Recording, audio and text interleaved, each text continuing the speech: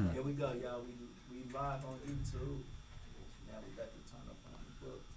While these okay, while the intro and all of that stuff is running, you guys can share the post. Yeah, that's what I'm about to do. All right, so you guys will be getting a notification maybe of the post, or y'all can go to my page, see it, and just share it. I should get a notification. Yep. There we go. I know. All right, Coach, I got your intro.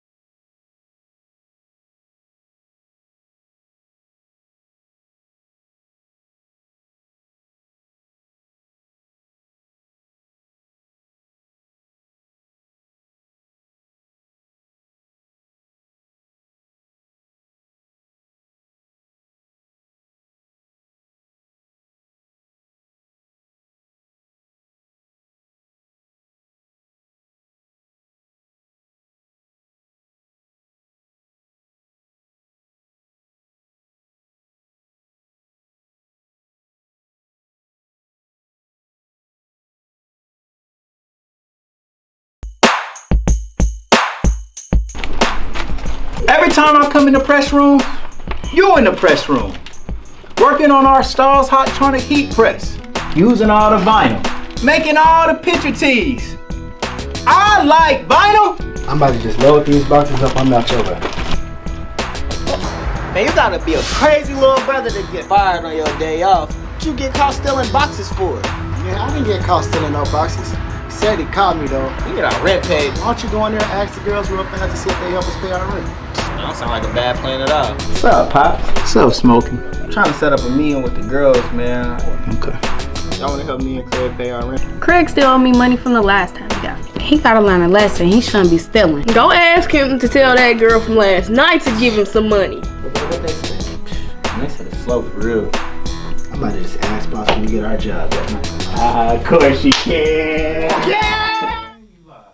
Good evening. Welcome to Coach K's Sports Corner. I'm your host, Kerry Ivy, Coach Kerry Ivy, and tonight we're going to kick it off with two legends tonight. Coach Peter Pullen, the legend here, and the legend DAEQUAN Cook. So first I'll introduce y'all to Coach Peter Pullen. How you doing this evening, Coach? I'm doing great. So awesome. And then we got DAEQUAN Cook. What's up, D? What's up, bro? How you doing? I'm all right. I'm going to act like I don't know these guys tonight. That's how we're going to do this.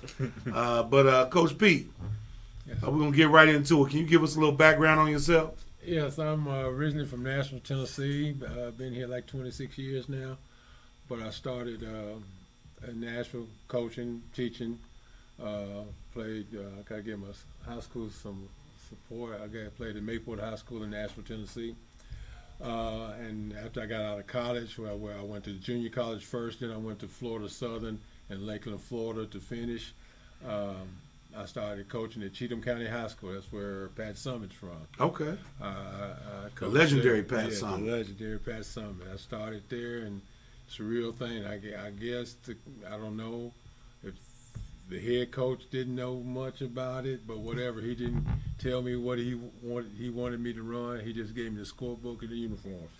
So I just started coaching on my own, fresh out of college, even though I've been around basketball pretty much all my life. And built for the 2 years I was at Cheatham County High School, built a good team. Then went to Harpeth High School, Harpeth Junior High. Started out as junior high. Ended up coaching football and basketball there until that school graduated to a high school 1 year at a time. So my first time coaching high school, I had a bunch of ninth graders. Oh, wow. Playing against high school. Yeah, we evolved from there and played well. Then I moved to Stratford High School in Nashville, and that's when I could start coaching girls. And I went there as an assistant football coach and assistant basketball coach.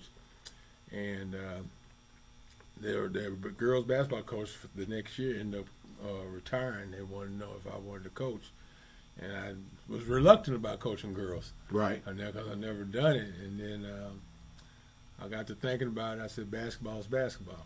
Yeah. So I took over the girls program, and luckily was blessed with a freshman class that was undefeated. And we struggled. We had some ups and downs, but by tournament time, we played well. Then I moved to Dayton just to get a different scenery. Moved to Dayton and was fortunate enough.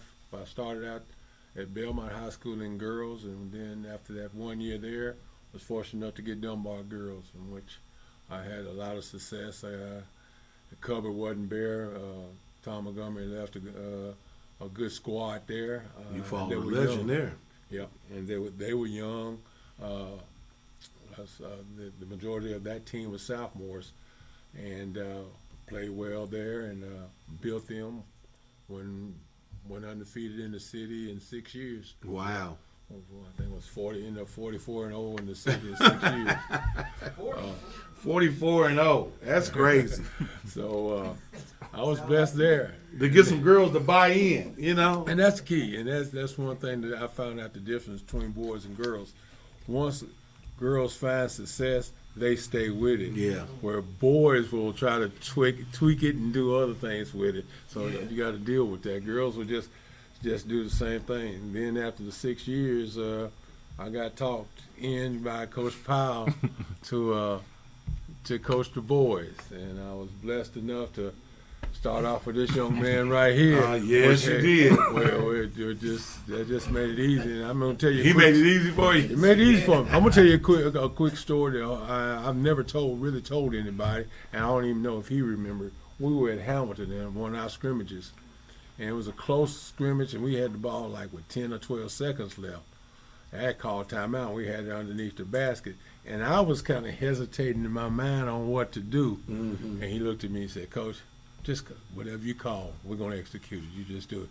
And that gave me that support. And from that point on, you know, I never hesitated, never do anything, because I knew I had this young man right here on my side, on my back. He had that will to win like I did, like his teammates did.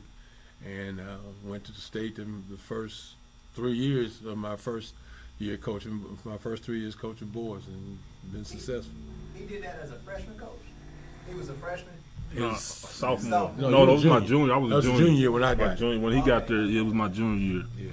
Yeah. Oh, okay. I didn't. Yeah, I had Mitch Waterman the first two. Oh, I'm sorry. Yeah. I'm sorry to hear that. You got water and fire, so you can Nah. Throw Waterman under the bus. Nah, I ain't saying all that. I ain't saying that. Waterman did his job the best of his ability. That's Okay. that's all I can say. That's a good answer. Waterman did his job the best of his ability. pulling some strings. So All I said was if y'all wanted me to stay at Dunbar, we need a new coach. Sorry, not sorry. Yeah. And next Don't year, fire him, but we need a new coach. next year he was there, and I was still there. So And you was happy. hey, Okay.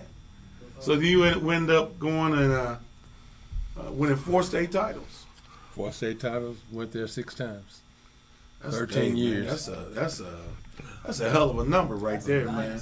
Some folks can't get to the regional finals, and you got to the state finals 6 times in 13 years. Lost twice in the regional finals. Hey man, I got yeah, 8 times. yeah. That's some. Hey man, listen. When I talk with people, I always refer to you as the GOAT from around here. No knock against Petrocelli, because he was sort of kind of the guy they referred to. And I'm like, well, Petrocelli didn't do this. He didn't get that. He didn't get 4 of them. He didn't get there 6 times like that. Only person only other coach I could compare you to for doing something to that magnitude is Coach Haley. And to step in, really still on the legend of Haley's, shoes, even though there was coaches in between there, stepping into Dunbar being a coach it's not an easy feat. Don't get me wrong, I've never been a Dunbar fan. Me going to a rival school, But I deal with reality, and I saw that, you stepping in there and you doing what you did was just phenomenal. What you did for those young guys. People thought it was easy for you to coach a team like DAEQUAN and Aaron and Anderson and Powell and Twan and all those guys. They thought it was easy, even Norris. But you still got to make it work. You still got to make it work and manage that team and keep the egos out to understand that we got one goal. And you did that. But you didn't just do that once. You did it 4 times with different groups. So I think that's, phenomenal for. One year they 28-0. 28-0, and I still say that wasn't the best team ever around here. Yeah, but that's an argument for another day. 28-0. They want to argue with me about that. We're the best team ever. Okay. Y'all did y'all job. I'll give you that. You did your job. Who was on that team? Teddy? Who was on that team? Teddy Akbar. My brother was on that team too. Tavion. Yes, he was on that team. I know you hear from him. Oh, he wears his ring all the time. Yates. Yeah, y'all had a good team. Yeah. Mm-hmm. Y'all, that was a good team, and they did their job. 28-0, man. And I want you to understand. Every time y'all went, I followed y'all. Mm-hmm. Every time I was in Columbus at the game. No matter what, I followed y'all. Myrtle Beach. I didn't wear the colors, but I followed y'all. You was on Myrtle Beach? Yeah. I went to Myrtle Beach. I sure did. I drove down there, and that was a heck of a thing. Before I go there, I want you to introduce you. Tell me about your background, Dayton. My background? I'm from Dayton, born and raised. Grew up in Westwood. Brooklyn? Nah, Westwood, Hoover Avenue, 3510 Hoover Avenue, and 2408 Oak Ridge Drive. Okay. Blues Barbershop. Mr. Blue was my barber for my first 16 years. Oh, dang. Yeah. Honestly, I grew up in a house full of basketball players. My auntie, everybody know my uncle Clifton Cook. Right. Fatso, everybody know him. That went to Dunbar, but I didn't really get into basketball till the 6th, 7th grade when I was 6 foot. Before then, I was in trouble. I was just a little bad kid in the neighborhood. Always in trouble. Height took over my abilities, and it went off from there. I always tell people Michael Jordan was my number 1 idol, but then my second was my uncle. Right. I watched every game on cassette tape. I think I probably broke every tape. I rewinded it, fast forwarded so many times. I just grew up loving the game and watching him play. Got to Fairview. That's where me and Big Aaron, my best friend, that's where we met at. But basketball was still kind of new to me still because I was still learning the game at a young age. I played with Westwood, of course. I played with Moses at Parkside. Mm-hmm. There was only 2 teams I played with around here. I think I played with Moses more as I got older. But I started learning the game then. By the 7th grade, my talent was pretty good, and people was telling me I was good. But in my mind, I didn't think I was as good as people were saying. But then come to find out I was. Then it just went from there. I went to Dunbar, of course. Played with Speece Indy Heat. Got connected with Coach Powell. Aaron connected me with Coach Powell my 7th grade year. That's when I started playing AAU with the Airmen. That's when I actually really started traveling a lot more. Playing with Greg Oden and Mike Conley over there at Speece Indy Heat. And then from there, that's it. I remember, we said before we went on live air. I remember coming to a middle school game, and you guys were playing the championship game. I forgot. I think you were playing E.J. Brown. No, E.J. Brown wasn't around. Who were you playing? My 7th grade or 8th grade year. 8th grade. We was playing either McFarland or Rolfe or somebody. It was McFarland. Yeah. And I got to that game, and I was like, why is this place so crowded? It was packed for a middle school 8th grade championship game. And when I saw you guys warming up and I saw the game take off, and I think Antoine got a dunk in that game. Yeah, I was like, hey, man, these guys, they came in 8th grade. And I watched you, and I was like, hey, man, this guy's game is beyond his years.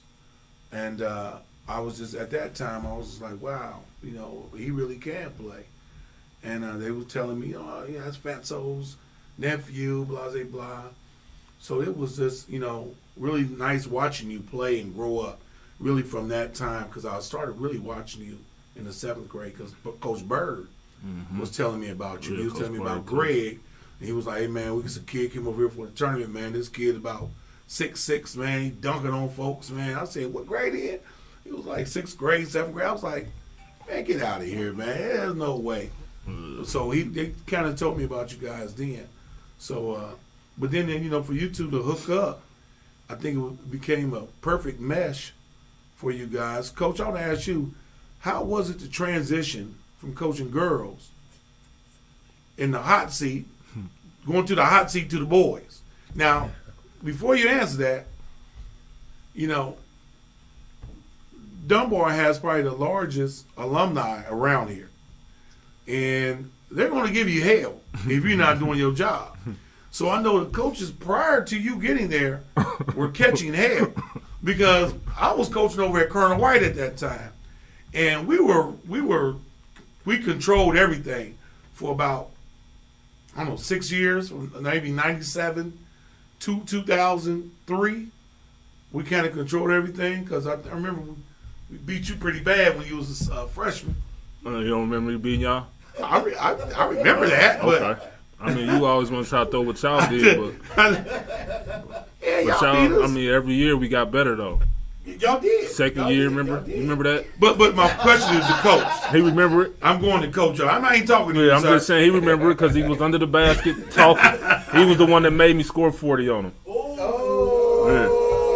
Yeah. That might be true. Yeah. He was under there talking. That might be true because I was talking cash to him. Yeah. You want to know the words I was saying to him. Talking crazy. I had 40 as a sophomore. Yeah, but he kept looking at me when he scored. As a sophomore. But I then was I got trying to to give him the finger, flip him off. Like, then I got know to. each other good at this point? Yeah, we was by Yeah. the end. bros Yeah, at the we was cool. yeah. We was good and tight then. Yeah. Then But we he went was to- talking Then we went to cash. Colonel White and they played that triangle and 3 on me, so they had 2 people Hey actually man, guarding me. I had a It was question like- for Coach. All right, We my can fault. get back. We're gonna come back to that. All right. Yeah, My we're gonna fault. come back to that. But Coach, again, from going from the girls and having that success, going to the boys and that hot seat. Now, I mean, every school around here, I think every school in Ohio knows about Dayton Dunbar in basketball. Yeah. So to go to that hot seat and to take it over, and then, you know, you got arguably one of the best high school players to ever come out of this city, you know, that you got to coach. How was that transitioning over? You know, to be honest with you, it really didn't bother me because I had confidence in what I could do. You know, people look at me like I'm quiet, I'm soft-spoken, and I couldn't get the job done. But I was fortunate enough to have a group of young men that bought in. Right. And once I saw that, and like I told you, the story about one of our first scrimmages with him, that just built me confidence. I wasn't gonna let him down because I went out. And you talk about the hot seat. When I first got the job, I'm not calling his name. Guy came up and told me, you know, he's got to shoot 20 to 25 shots a game. I said, no, he doesn't. Who, him? Yeah. He said, I said, no, he doesn't. He's got to score 30. He's got to score 30 every night. I said, I'm not gonna put that pressure on that kid. That kid ain't got to score 30 every night. We gonna have a team. Right. And that's what we built around. We knew we had that man. Mm-hmm. And then I don't know, I've never talked to him about this. He would go quarter 2 without shooting. Without shooting. I do remember that. I'm saying, man, this is a close game. When you gonna start?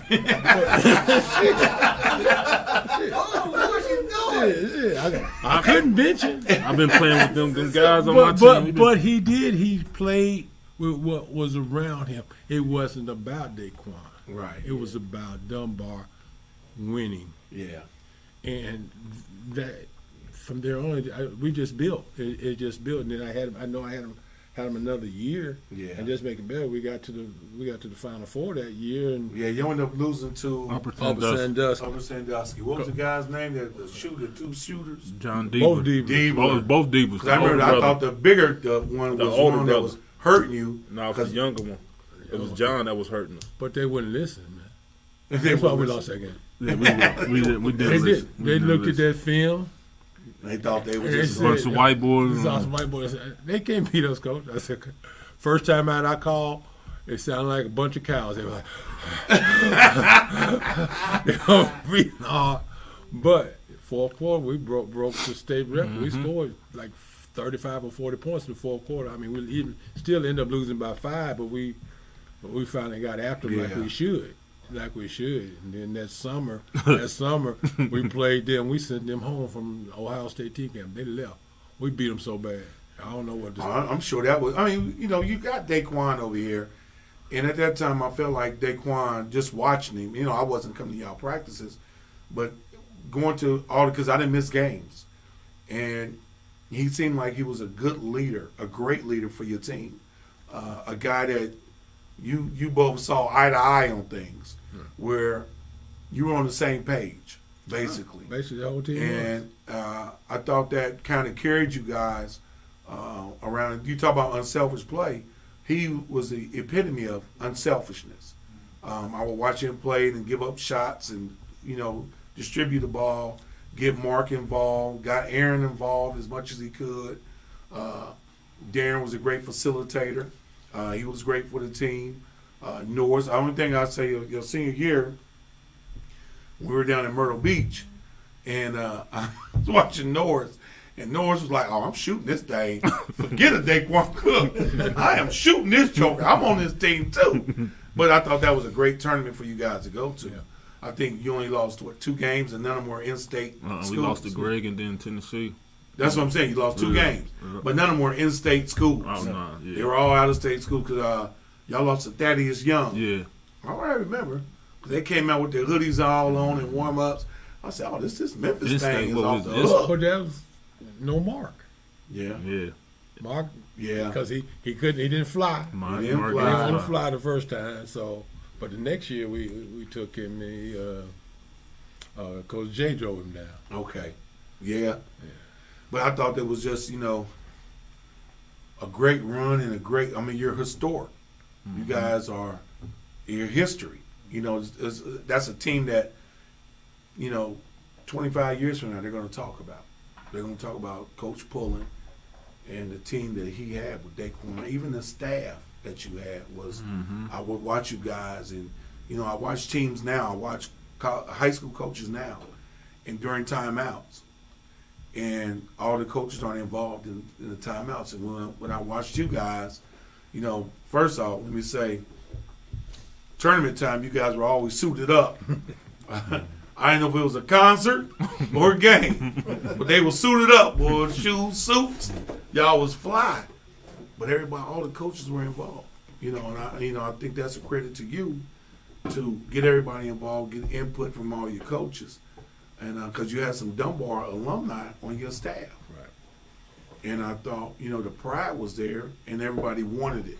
So I thought that was really great for you guys.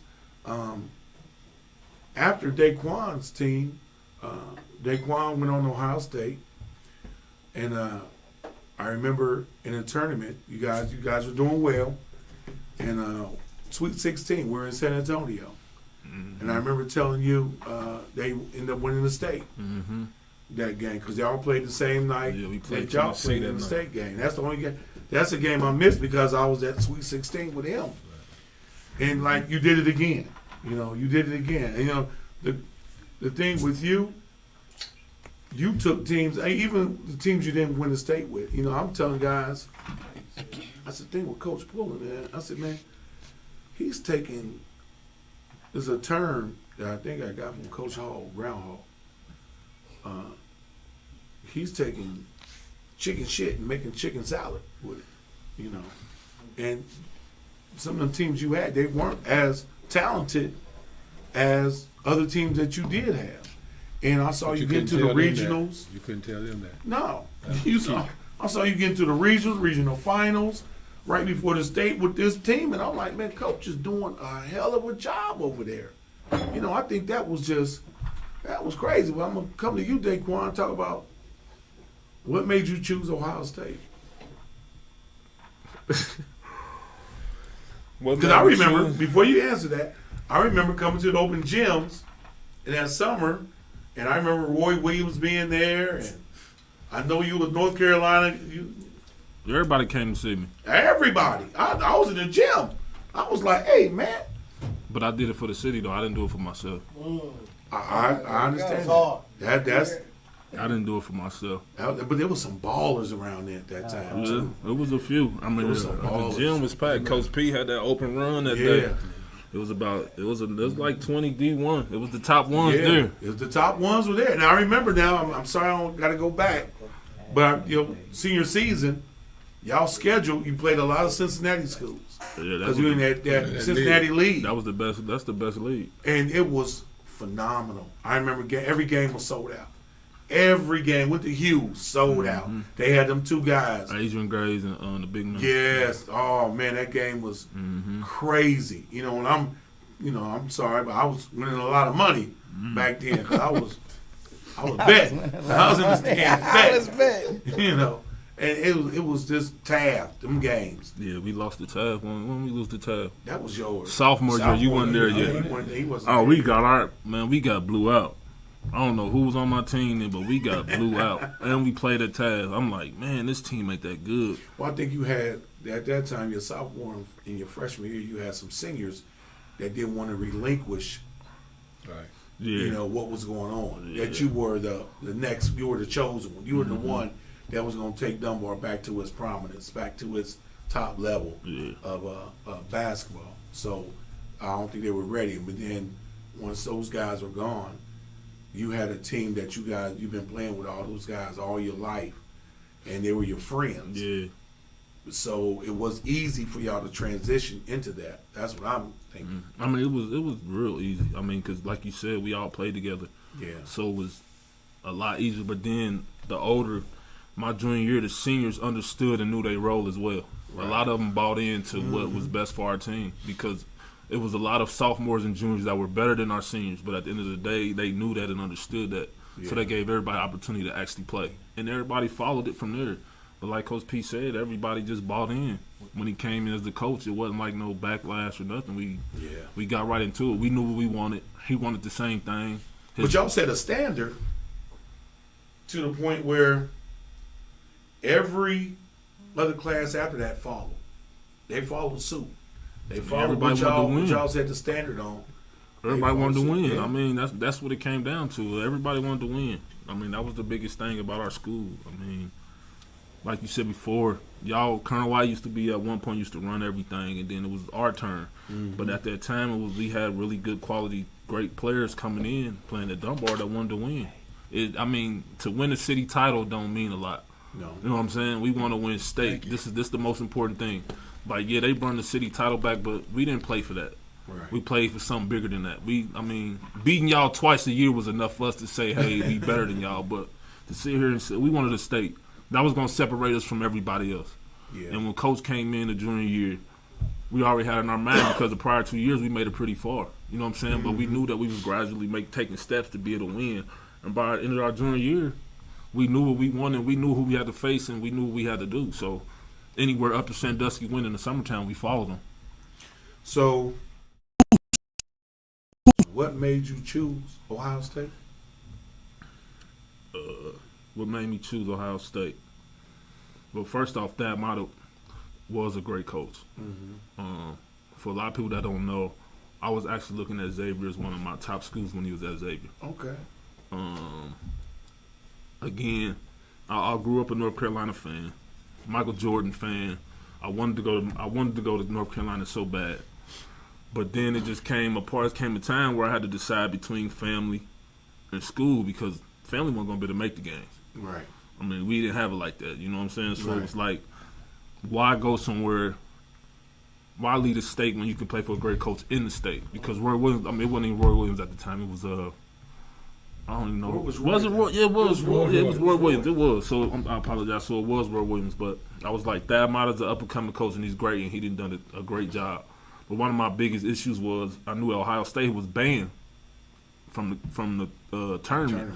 So one of my biggest questions going into action, he told me they was going to be able to play. But before that, I didn't know Thad. When I found out Thad was going to Ohio State, I reached out to him and said, is the band's going to be released? And he said, yeah.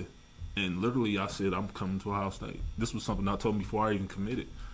So did you and Greg and Mike sit down and talk about it? I did it on my own. And so they followed suit. Greg and Mike wanted to go to Wake Forest. Chris Paul was his man. Yeah, I remember that. Yeah, so Greg was going to follow Mike. But I decided because of my situation. My situation ain't Greg's and Mike's.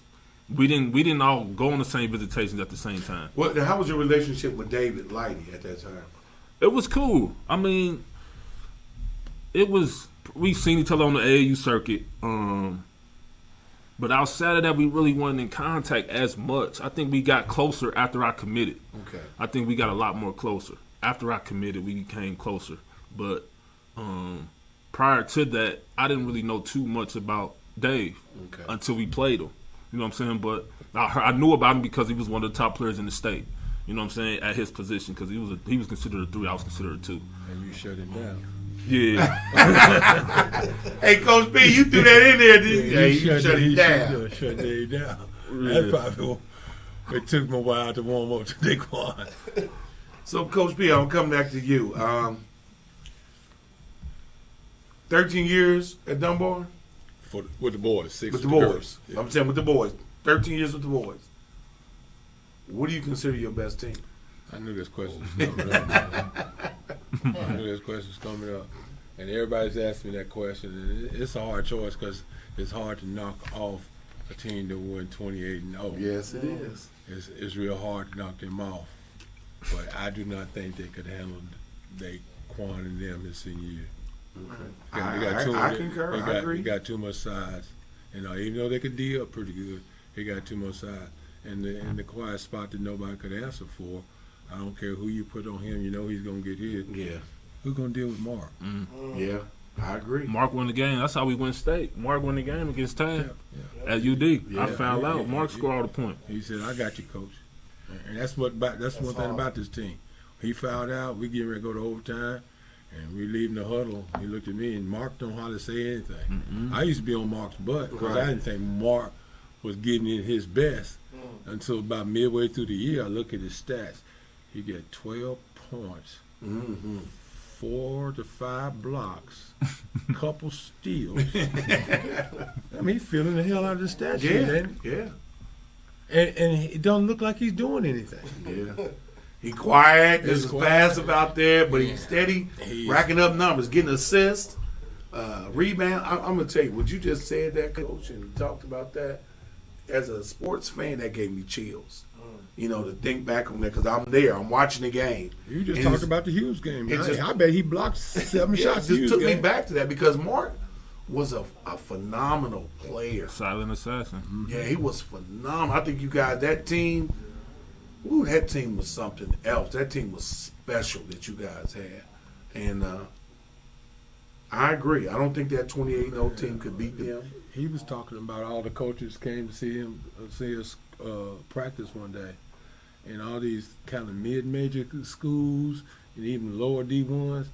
I said, I know y'all come to see DAEQUAN, but y'all may not have a chance with him. But I'm telling you what, that's the kid y'all need to be looking at, is Mark. I agree. Mark. And when people don't, I don't know if everybody knows, that's Dwight's nephew. Dwight Anderson's nephew. Yeah. The GOAT of Dayton. That's his nephew. But you could, he was 6'6". Not 6'7", 6'8". Yeah. He was long, had a wingspan on him. Great timing. Oh, great time. That was a really good team, man. And man, for you to coach that team and get that team where they ended, and with hosting that state trophy back up for Dunbar, and bringing that prominence back to you guys, and then going on to win 3 more state championships. Well, the best thing about their team, both years, the main thing, they were friends. They were friends first. And they already had it, like DAEQUAN already said, they already had their goal. They built on it for 2 years. And like you said, that the seniors that were ahead of them, seniors and juniors that were ahead of them when they were sophomores and freshmen, didn't really want to build in that. These guys are better than us. Yeah. So let's play. They didn't want to play together. Because even that game when he had 40 against Colonel White, I remember them coming down and looking him off and taking shots. And he's right there on the because he was killing us on the block. He was on the block, just hitting Michael Jordan fadeaway jump shots on the block. And I'm like, I remember guys in that senior year, they were just, I'm not gonna give it to him. I'm not gonna give him what he did, because he can really catapult us. But they didn't want to do that. They didn't want to buy into what was going on. And I think when you came in, I think that again that changed the mindset of everybody. And then it just followed suit.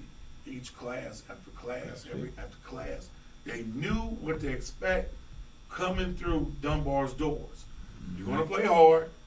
You're gonna play as a team. And we're gonna compete for a state title. We didn't talk about anything. State title. That's it. That's you know, what as we a football coach.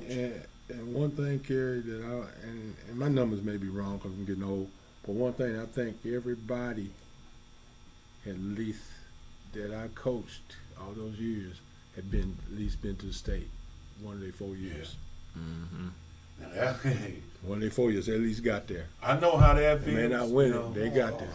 Being a high school football coach and getting there, setting a standard, and for the kids to follow suit and getting to the state championship. You know, I myself coached the 7 state finals, been there 10 times.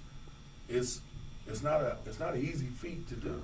It's not an easy feat. It's not an easy thing to get guys, young men, and I'm gonna say this, young black men, to buy in to that concept. Like, hey guys, Hey, we're gonna y'all work. too make it look easy. Damn, y'all been to 100 state championships. Two of y'all.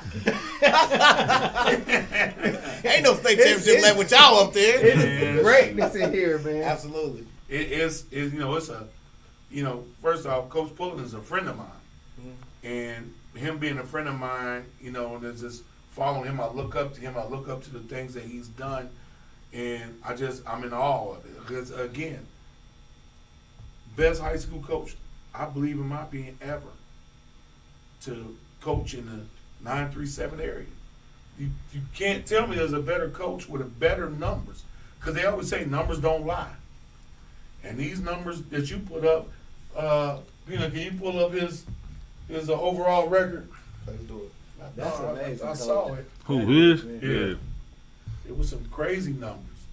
It's like, hey man, this guy, he did his thing. Let me ask you something, bro. Huh? So, like, in a game, Yeah. at a certain point, do you feel like you could have just went to the basket or scored, not necessarily scored, but just got any shot you wanted Yeah, for sure. continuously, and you could have either went to the basket or, took a good shot? For sure. I mean, a lot of people don't understand, man. Listen, I've always been a team player for our team. And the thing about it is I would always be capable or able to make a move or do what I wanted to do on the court, but I didn't feel like that was best for our team. Yeah. And the thing about it is I had so much confidence in my teammates that wasn't necessary for me to do. But if I really wanted to, Yeah. I could have took 30, 40 shots, averaged about 30, 40 points a game, but with the team I had, it wasn't necessary to do that. So for me, that wasn't important.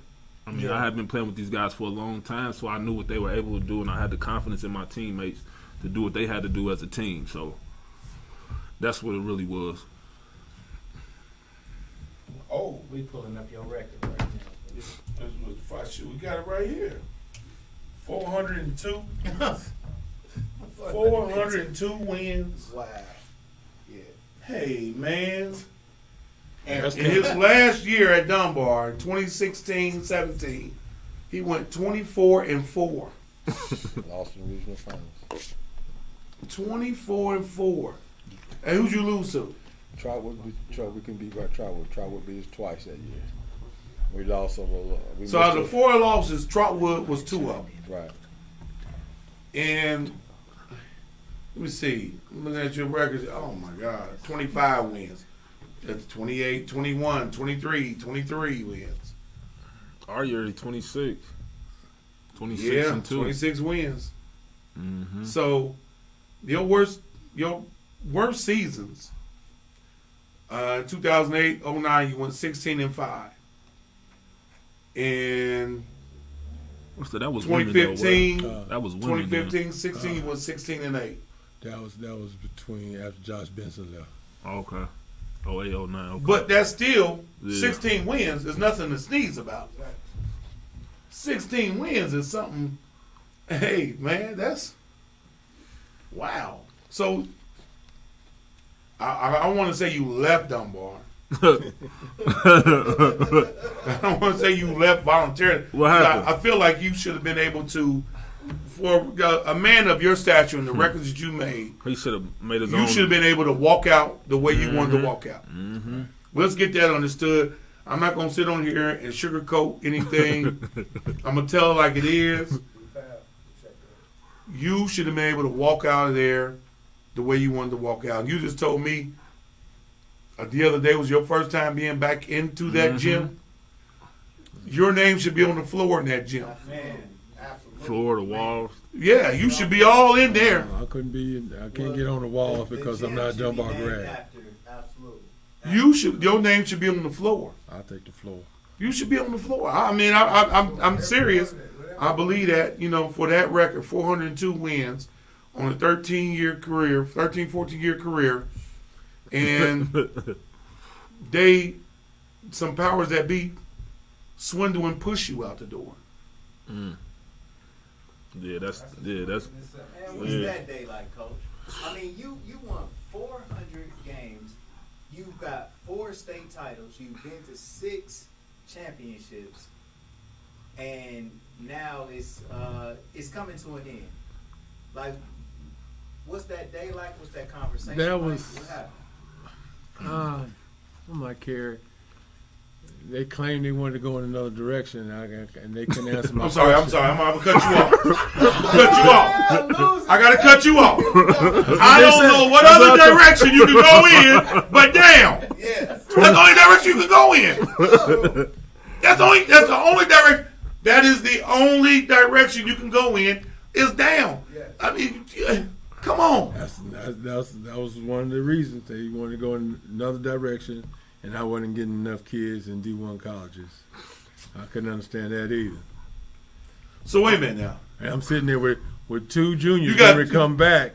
They're definitely going to go D1, and Devin Baker and Caleb McConnell. Yeah. Caleb McConnell, who's at Rutgers now. Right.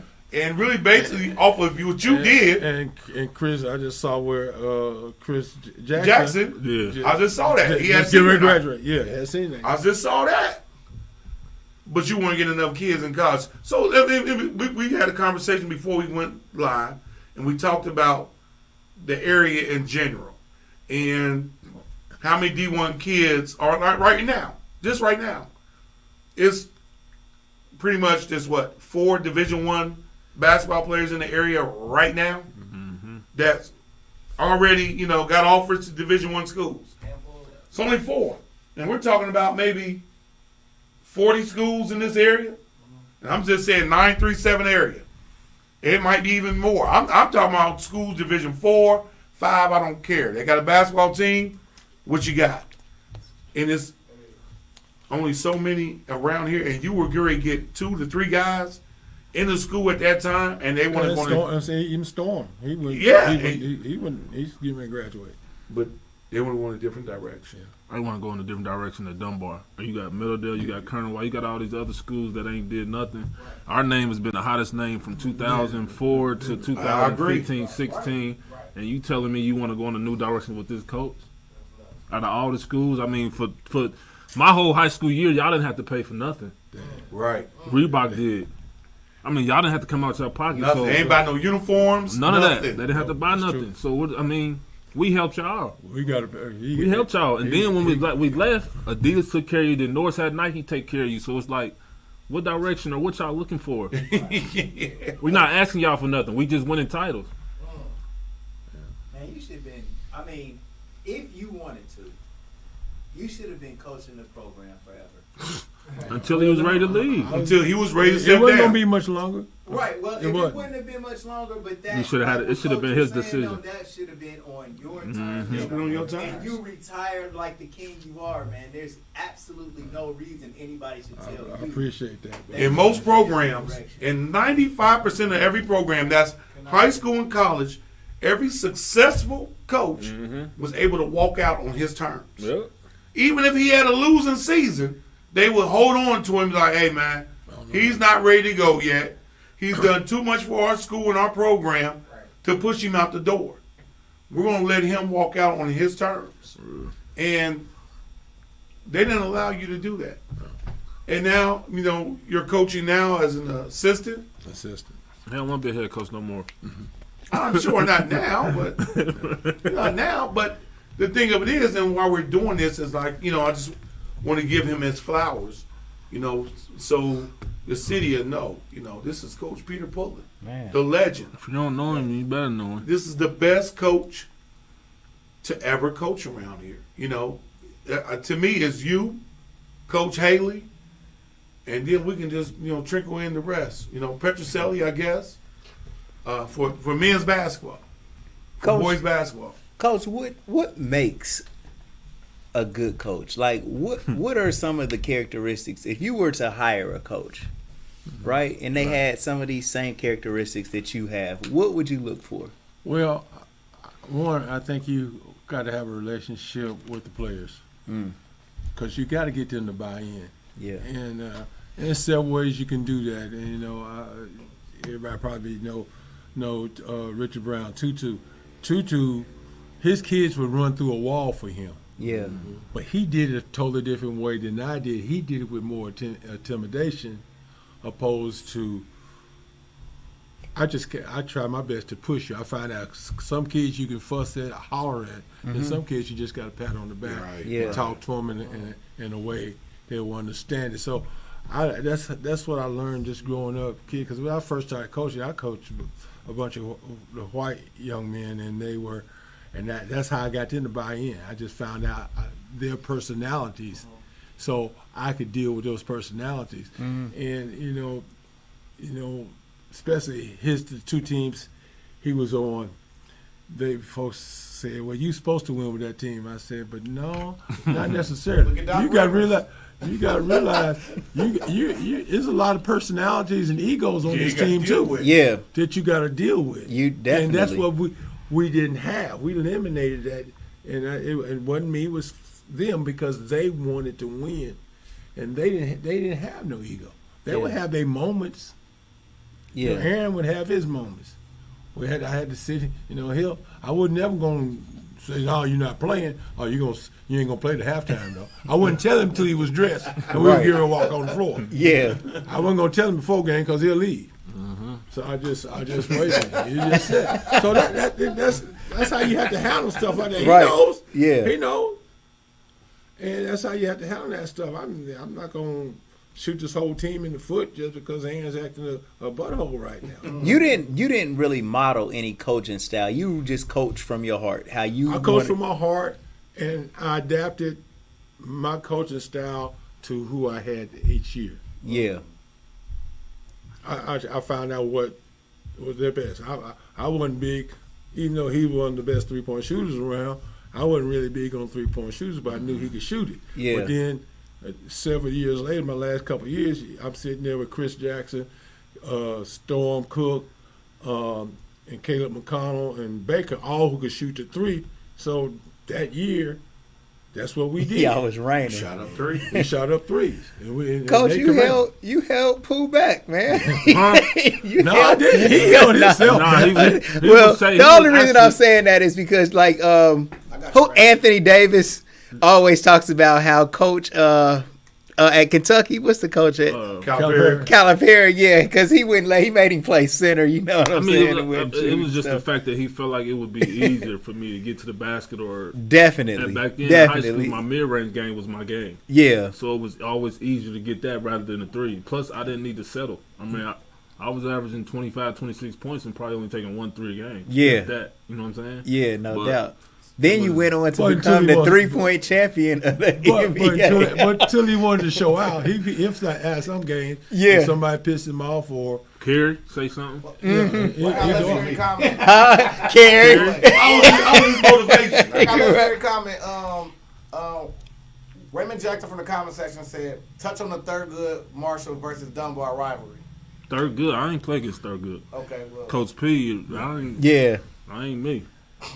okay. I mean, it ended up being a good rival because at one point, if they didn't go to the state, we went to the state, and especially after Darnell Hoskins got there, I think he went in 11.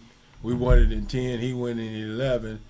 And didn't win it. I won in 12, and then we let Petroselli get in 13. But Thurgood, he didn't like that. Like Petroselli. Yeah, we missed 2 free throws in the region. That's when they had Simmons. Yeah. Yeah. He had a great. Simmons had a great tournament. Yeah, great tournament. He beat Thurgood by himself. Beat Thurgood. Man, and hit the last second shot against us. Yeah. Petroselli knew he didn't have a chance against us. Yeah. He did. No. But then you gotta understand now. I'm just gonna keep it 100. Again, I ain't gonna have back nothing. The Waynes and all them back then, they weren't trying to play y'all.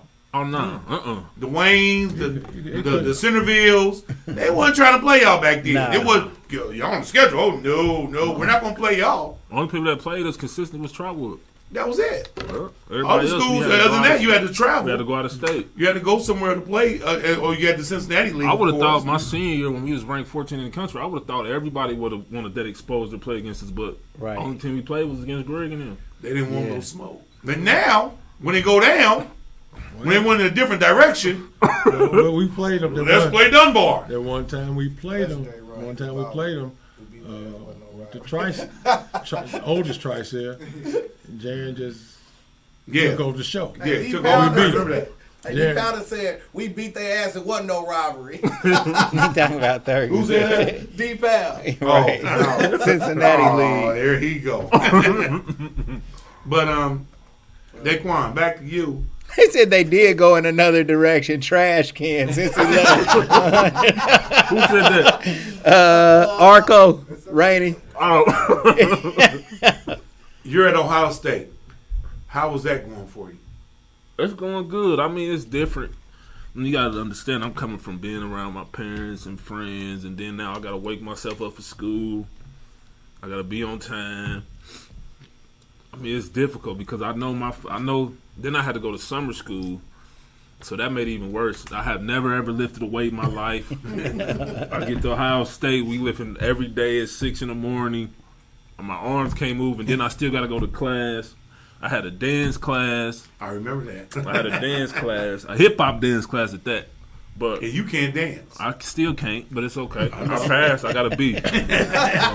Me and Greg and Mike was in the class, but That's with the stars. yeah, it got difficult for me because it was new to me and having to wake up and be responsible. So it was like a couple times where I missed class and the team would find out, and I would have to get up at like 5 in the morning for like 2 weeks and be in the sand pit.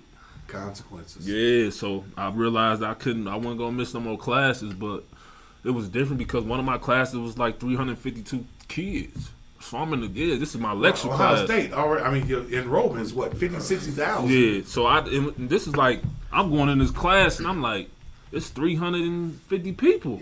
Yeah. I'm like, how they know I ain't coming to this class? Right. But the thing about it is you got to sign in, but then too, it was one of the ball boys was in that class with us. And I never knew it. Wait. So he was telling on you, fool? Snitches get stitches, ball boy. Man, listen, bro. I found out. By that time, though, I wasn't skipping that class no more. But I found out that he was in the class with us. Right. Because one of my boys would go in there and sign my name in. The time I did miss, he'd sign my name in. Right. But and he found out, man, like they'd come to my door, man, knocked on it. I was in there dead sleep, man. Knocked on it and said, "We knew you weren't in class." And I'm like, damn. I ain't know the consequence at the time, so I got a text message from the team saying, from the strength and conditioning coach, 5:30 a.m. every morning for the next 2 weeks. I'm like, damn, 5:30, and then I still got a class at 7, and then we was walking this classes. You know that campus was stupid. Man, I'm walking about you got a ticket in my 15 truck. minutes, man. I'm walking about 15 minutes, man. Almost 20, bro, to a class. Right after that sand pit. I did that for 2 weeks. But I ain't gonna lie, I ain't missing another class, bro. Discipline. Yeah. It taught you, it made you be disciplined. It taught me how to be an adult a lot earlier. It Yeah. matured me because, I mean, they didn't play. Ohio State took every precaution to get me to that school. They weren't about to lose me Right. with to these grades. So So let me ask you this. I remember you started off real hot, beginning of the season. You started off balling. Then adversity hit. what adversity? Dad sat your ass. What do you mean what adversity? He sat you. Greg came back. Yeah. Yeah, Greg came back, man. That was the Greg show. I mean, it was the DAEQUAN show, the first 18 games. I was averaging about 18 off the bench. I still won 6 men of the year. Who was the guard? Was it Lewis? Ron Lewis and Jamar Ron Butler. Lewis and Jamar Butler.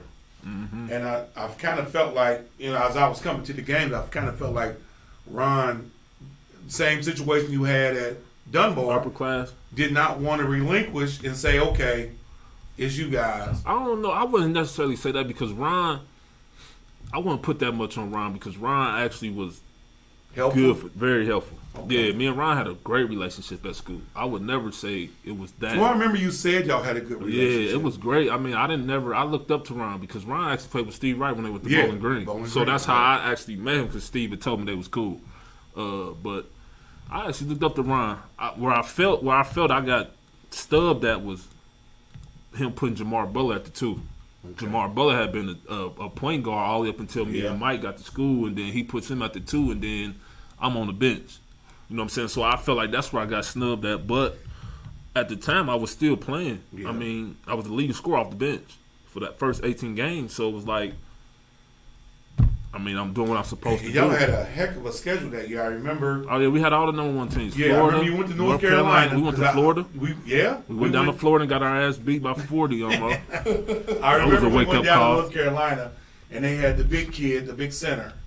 Brandon Wright? Big white boy. Oh, Tyler Hansborough.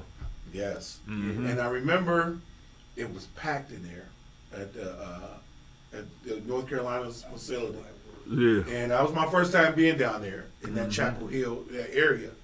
And it was crazy. 22,000. This is the biggest college gym. And they got the beating on the seats and stuff. It was so loud that it was loud. Our coach had to actually put the plays on the board because we couldn't hear him yelling it out. What? Yeah, it was that loud. So we'd have to run down the court and we'd be looking behind our backs trying to read the board because we couldn't see or hear what he was saying. And Dick Vitale did the game. Yeah, he called me Diaper Dandy. Yeah, Dickie V did the game because after the game, we're down on the field. We're down on the basketball court. And he says, I'm like, yeah. He said, what you here to see? I was like, DAEQUAN, he's a diaper dandy and all that because you got to dunk that game. Yeah, on Danny Green. Yes. Yeah. You dunked on him. It was a drop step. Yeah. And it was nasty. Now, after me and Bird were up in the stands going crazy. Yeah. All the way up. Because we were at the top. Yeah. I'm touching the rafters like, I'm like, DAEQUAN, you got some effed up That's seats. the seats they gave us. I know. Oh, they gave. Yeah, they did. We were up there. We were touching we touching Michael Jordan's flag. Yeah, His retired jersey. We were so high. What? But it was still a good seat. Yeah. And it was I don't crazy. think Carolina's gym had bad seats though. Yeah. No. You couldn't hear like running down the court. None of that. Like literally, bro. We had to look at our coach's drawing board to get to play because we couldn't hear nothing at all, bro. At all, we couldn't hear nothing, bro. So then we go to the NCAA tournament, and I think you guys were number 1 seed or 2 seed. No, we was number 1. It was us, Florida, Carolina, and I think Georgetown. I think. Okay. And yeah, Georgetown was up there, and I remember. I think me and Bird went to every game in the tournament, and we ended up in Texas, in San Antonio. Yeah, when we played Tennessee, we was down 16. Yeah, and y'all played Texas. We saw Texas A&M in Georgetown. Yeah, they played before us, and that was crazy because Texas A&M. That's the first time I saw their crowd. They had AC Law. It was so deep in there, and Georgetown had at that time Jeff Green and Roy Hilbert. Yep. The big boy. And you guys, like I said, you were down 16 to Tennessee, came back, won that game, Was that the first game or the second game? That was the second game. Second game. And then we went to Elite Eight and played Xavier Yeah. up in Kentucky. Yeah. And you ended up down in Atlanta. ATL. For the Final Four. And you ended up playing Florida for the national title. And I remember that we were at the game. And I thought those were some terrible seats. I thought it was terrible how they put that game in the dome. I don't know why they did that. The seating was awful. Because UCLA lost. Yeah. Yeah. They was giving their tickets away because they thought Yeah. they was going to the Western Line. They was walking out. Bunch of tickets at San Antonio. We were selling tickets. Yeah. We're out scalping tickets. We was selling them. So a lot of people from Texas saying they bought tickets. We're like, I get those. Come on, Get them, 'cause I you sell didn't them. need You don't need them. So, but we down in Atlanta, and the game goes, and y'all take one on the chin, and so then I remember you said to me and Bird, you said, "Hey man, it's after the game." He said, "We gotta go back to the hotel. We got something to talk about." I said, "Who?" Me, Greg, and Mike. Is that not the conversation? Yeah. I'm gonna just tell you before you finish. I'm gonna just tell you, right after the game, it's just like we go in there, Thad coming there and we like, yeah, Thad like, yeah, we're gonna do it again next year. Me, Mike, and Greg looked at each other like, next year. Now, Miami, Greg and Mike really love school. I ain't gonna take nothing from them because they really did. They would have came back, but in our minds, it was just like, if one leave, we all leave. Right. And at that point, Greg number one. Me and Mike like, what we waiting on? Yeah. So I'm like, I ain't staying here if y'all ain't gonna be here. Right. It's time to roll out. I'm gonna take my chances. I think that's where Thad messed up. Yeah. And curtailed him and tried to do the same thing with Connolly. Yeah. They knew Greg was going. Right. Yeah, but he didn't want everybody to see those two guys' talent. But it messed him up because the first 20 games, I'm getting 27, 30, 22. I'm talking about I'm playing my best basketball, but I don't think Coach expected me to have that big of a jump start. That big of an impact. On the team, period. He didn't think that. So when he seen it, it was like, let me hold on. And he like, but then at that time, I'm sorry, I don't mean to cut you off. What? At that time, the NBA draft stuff starts coming out. Oh, Draft. And your name is up on there in the first round. You're in the mid top 10. I was about to 10 and 12. I was about to say number 12. Yeah, and I'm like, so everybody that's seen that's close to you was seeing this, like, now you're not getting as much playing time as you did Started going early down. on. Like, and we're like, then the seventh Coach, like you man. say, he's trying to hide him, so the draft stock could go down.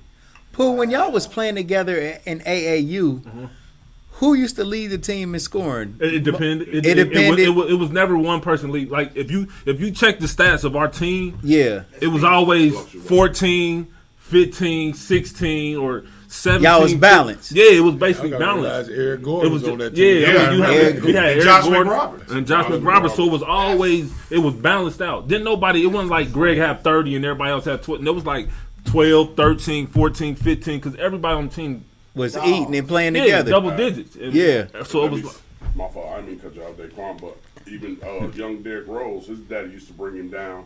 You know what I'm saying? To play with him sometimes. He was up under them, so it was Eric Gordon, McRoberts, Rose, DAEQUAN, Aaron, we're not going to forget Aaron. Yeah, Big Aaron played with him. Man, Greg, that's and then Mike a Conley. good team. And then they bro. had some pictures of others, but I remember when they was coming from Europe and they was playing in that when they played that 15U, and we got smacked by the Georgia All-Stars with Thaddeus Young and Jared Jack and all them. All them teams when Georgia Tech was good or whatever, they was all on that AAU team that year. But they had, from coming from that flight, and they came right to Arkansas. And we got banged out. right off the flight. How many games did y'all lose in the AAU? You got to lose a lot. Probably like 3 or 4. But I'm talking about from 9th grade all the way up. We lost to OJ Mayo and them. I think they beat us once. We lost to a team from Kansas City. Yeah, I'm about to say we lost to the team out when we was in California. Never lost in the Vegas big time. No, we never lost in the big time. We won that back to back. We the only team to do that. What that California, what's the name was? Yeah, we did lose to a team in California. I thought we lost to Derek Characters in them team once too, maybe. It might have But been. it was Poole, when y'all was all playing together like that, I mean, y'all in high school, Yeah. right? And y'all are winning so much. Did you all envision y'all would all go to the NBA? I mean, it's hard to say, but like when you at a certain level, and it's like you get to you start to hear things and you get the feeling that this is where I'm going, this is where it's gonna be. Right. Because then you got to think about you playing with Greg, you playing with Mike, but then like for me, coming on the scene and my name getting out there, I'm like, oh, this might be legit real. This is Right. real. Like for real, I'm considered the number 1 2 guard in the country on this team. I mean, you got Right. Mike Conley, arguably the number 1. You got Greg. You got Josh. Yeah. Then it's like me and then Eric Gordon, him and D Rose going back to back fighting. And then it's me, the number 1 2 guard. I'm like, hey man, this is right. this legit. Like, Yeah. this gonna be nasty if it happens. But by that time, bro, I'm like, yeah, I'm going to the league. At this point, I'm like, ain't nothing stopping me at this point. Yeah. I mean, that's what it came down to for me was I'm going to the league. You one of the best players in the world, bro. So let's go back to that That's conversation. something, man. About Like, junior year, they switched that position. And remember, they called it wing guard. Yeah, they switched it. Yeah. By Yeah. junior year, they started calling it wing guard. And they started putting all of them in the same started putting them category. in- Yeah, that way all of them in the. We was getting they had ranked a all point, together then. the 2 Yeah. and the 3, and they was all getting ranked together. Now, They Coach- invented the position. We got a question for Coach Pullen. Coach P, how has high school basketball changed since you got Dunbar? well, not just Dunbar, but in I general. really think, especially just more so this year, I think the whole city's down. Yeah. Back when I was coaching, the city was pretty competitive. Yeah. Every year, and we had to fight that kid. Whoever mentioned Thurgood, we used to have to fight them through 2 things. And I know right before Colonel White closed, they were going down, and that was ended up building up Thurgood. But I think that coaches need to coach the kids. Need to coach their Coaching team. is down. I think the coaches Coaching is down. But I also down a believe, little Coach, too. that there's no feeders. Nobody's developing these kids. You got a million AAU teams. You got a million. My daddy, the AAU coach. That's You the got my it's the team. parents, man. Yeah, my dad's a coach. It's the parents, My the dad parents. thinks I'm the We need greatest. Span back, baby. We Yeah. need Span back. So there, back then it was only a couple of AAU teams, and now it's everybody's on. I got a kid that was supposed to be playing football for me. He's 6'3", 330 pounds. He said, "I'm not playing, Coach. I'm playing AAU basketball." I said, "Son, you're going to the kingdom playing. That's not AAU basketball." So there's no development of the players that are trying to be basketball players. Like we just talked about a kid. I'm not going to say his name. We talked about a kid now that's around here in the city that we felt like he's not getting developed. He's got the skill set, got the size, got everything unique, but he's not getting developed where he should be a dominant guy. And in the area. You don't put these kids in AAU teams. If they're not on an AAU team that travels, you're not getting exposure. Like you mentioned the Kingdom. If that's all they going down to the Kingdom or going down to Cincinnati playing, it's not really getting the exposure they need. And this is what these parents need to understand, that I'd rather have, if my kid can't get on a good traveling team, is not good enough, then I'm going to get him good enough by get him some individual skill work, trainers, and work on his individual skill. And then eventually, maybe he can get to where you would like to have. But like you said, the parents think the kids are better than what they are. Yeah. And some of the parents are living through their kids, and it's tough. Is the AAU market, is it oversaturated with too many teams? It is. It is now. Yeah. It is now for sure. I know when I was growing up, it was. You had the Mr. The Mohawks. Yeah, Mohawk. Yeah, Mohawks. You had Mohawks Westwood. started You first, then had you had Parkside. Parkside. And then what was that? Well, Princeton was Mohawk. So it was competitive. And then you got to think about it. You had 3 third grade teams, 3 fourth grade. Every team had a whole bunch of kids. At that time, they was committed to that team. I mean, you would always think about it all the Mohawks. Yeah, I go back to what we talked about just a little bit ago. Your middle school championship game, packed. It was packed. Middle school games now, about. Hey, we don't want to talk about that. I was on the other staff. I'm just saying, about 10, 15 people at a game now. Right. So, because there's nothing, there's nobody developing anybody down there, and the kids, they're just rolling the ball out and they're saying play. Right. And everybody now, I got, again, it's a Kids, guy, parents coaching think they AAU, better than what they coaching really are. third graders, taking them to Texas and Alabama, and I'm like, why are you taking third graders down there? Why aren't you developing these kids? But They go down there. They go down there and get embarrassed. I know one thing. I know Coach Powell. When I first started with Coach Powell and Bird and them, I knew it was serious when it would be turns we'd miss and we'd go a whole nother week of practice because they know how good that talent is, and we ain't trying to go down there and get our ass beat. Yeah. So at the end of the day, we'd practice a whole nother week before we took it. Sometimes it'd be 2-3 weeks we wouldn't go nowhere. But we would play to develop ourselves and get better as a team before we went down there and embarrassed ourselves. Right. You know what I'm saying? Because nowadays you getting teams and you just putting players together and you sending them places and they going down there losing about 20, 30 points and embarrassing. You know what I'm saying? It's just embarrassing. So I just feel like kids aren't getting developed, but also parents are playing a big role now. Yeah. When I was in high school and AAU and all that, my mom never got involved with my basketball. Right. She allowed the coach to be the coach and she was my parent. Exactly. But nowadays it's just like parents, the parents are living The through their parents are kids. sitting up in the stands with their own stat sheet, checking the stats, and they're coaching their kids from the stand. Hey, you didn't rebound. You shoot the ball. Listen, we're at the game the other day, and that parent came down the sideline. Remember? Yeah. And he just started. Yeah, he's going bonkers. crazy. I'm saying it's like because I'm the same way with my sons because my sons are really good, but I feel like I'm a parent first. So at the end of the day, I'm not about to tell you about your game during the game because you got a coach. You know what I'm saying? And most parents don't understand that you have to be a parent first when it comes to that because at the end of the day, that's what your responsibility is. If you put him on a team with a coach, allow that coach to be his coach, and that's it. Yeah. And the game you talking about, the parent was yelling at the son at the same time the coach was trying to talk to him. Right. But at the, the end of the day, kid was looking at his dad. yeah. It's just like that's but that's listen, the thing. listen. That's the where dad came. We're sitting on the front row. Wow. The dad came Meadowdale down game. there on the court, on the side. At a high school game? this Yes. Meadowdale game the other night. And he's out there. Yelling, hey, slow the ball down. Do this, do Slow that. the Take ball care of the down. ball. I said, hey, man. I said, are you his parent or his? I mean, at this point, you should go coach the So team. If the that's what you kid's want. doing this. He's looking at the coach, looking at his dad. Looking at the coach, looking at his dad. He don't know who to listen to. You know what I'm saying? Like, But at the end of the day, that's what you're saying. This was a JV game. yeah, he's junior varsity. A JV game. Junior varsity, man. That kid been sitting up there with his dad Well, and me. Oh, wow. Yeah, goodbye. I would have. Go on, get dressed. Go on, sit with That's it. my job. I would have, go up there and sit with your dad. But I think at that point, when DAEQUAN and them and Chris and all them was like 5th and 6th, and it really started and with small teams.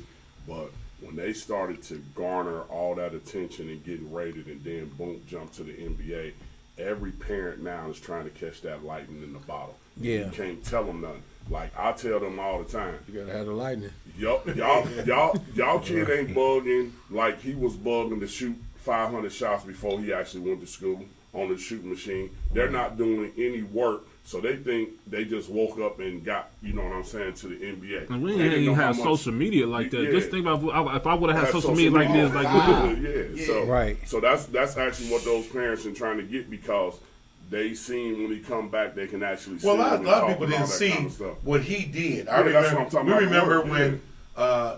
when after y'all made the decision to go to NBA, after y'all had that conversation, and you came back and you let us know what was going on, and He said, we're like, I wanted okay, my Shining Moment CD. yeah. He wanted the DVD, that Shining Moment DVD. So we started driving you over to Indianapolis to Train. Ed Schilling. Ed Schilling. Ed Train. Schilling. We're going over there for training. I stopped going to school.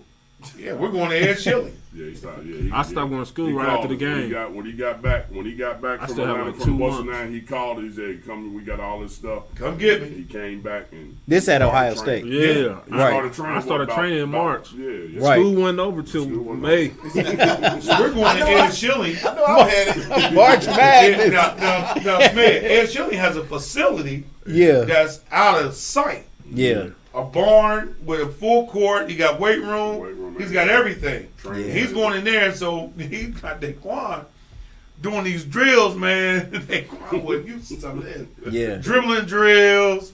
You got to get butt muscles. You got to play defense. I was going twice a day, man. Twice a day. How many shots were you Monday getting up on the shooting machine? It's too many. My arms was hurting. So, I got a question. So, we had PK Sims on here, and he spoke about when he declared for the draft. He had certain perks that like the college had looked out for him for, but once he declared for the draft, they knew he wasn't coming back. They kind of removed that from him. Did you experience anything like that? Like any type of preferential treatment that got removed from you once you declared for the draft? From the school? Yeah. I didn't go back, so it was Yeah, because by that time, I mean, it was. I was going to school. I was going. Mm-hmm. So the last conversation I had was with Dad when he told me he didn't think he heard about me not getting drafted and people weren't going to draft me. So that was the last conversation before I walked out the door and didn't come back. But I didn't go back to the school for them because by then I had declared. So a lot of times when you declare, a lot of times you can get a loan from the bank. And they can base it off what they think you're going to go in the draft, and you just pay it back once you get drafted. So for me, it wasn't the money issue. So we had already had a trainer, and I was already set up.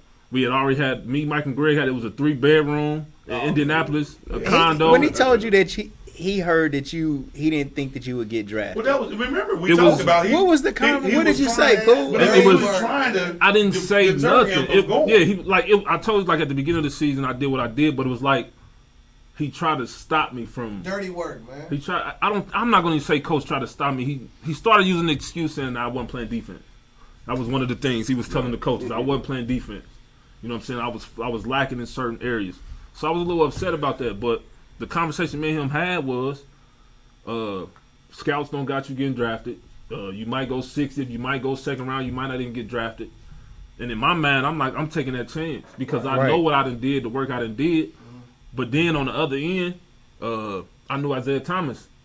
Isaiah Thomas' son played on our AAU team. Yeah. Zeke, he wasn't good at all. But he was on the team. Right. And Isaiah, that was before he even came to general manager of the New York Knicks. He had already came to me like, "Oh yeah, you gonna make it." Right.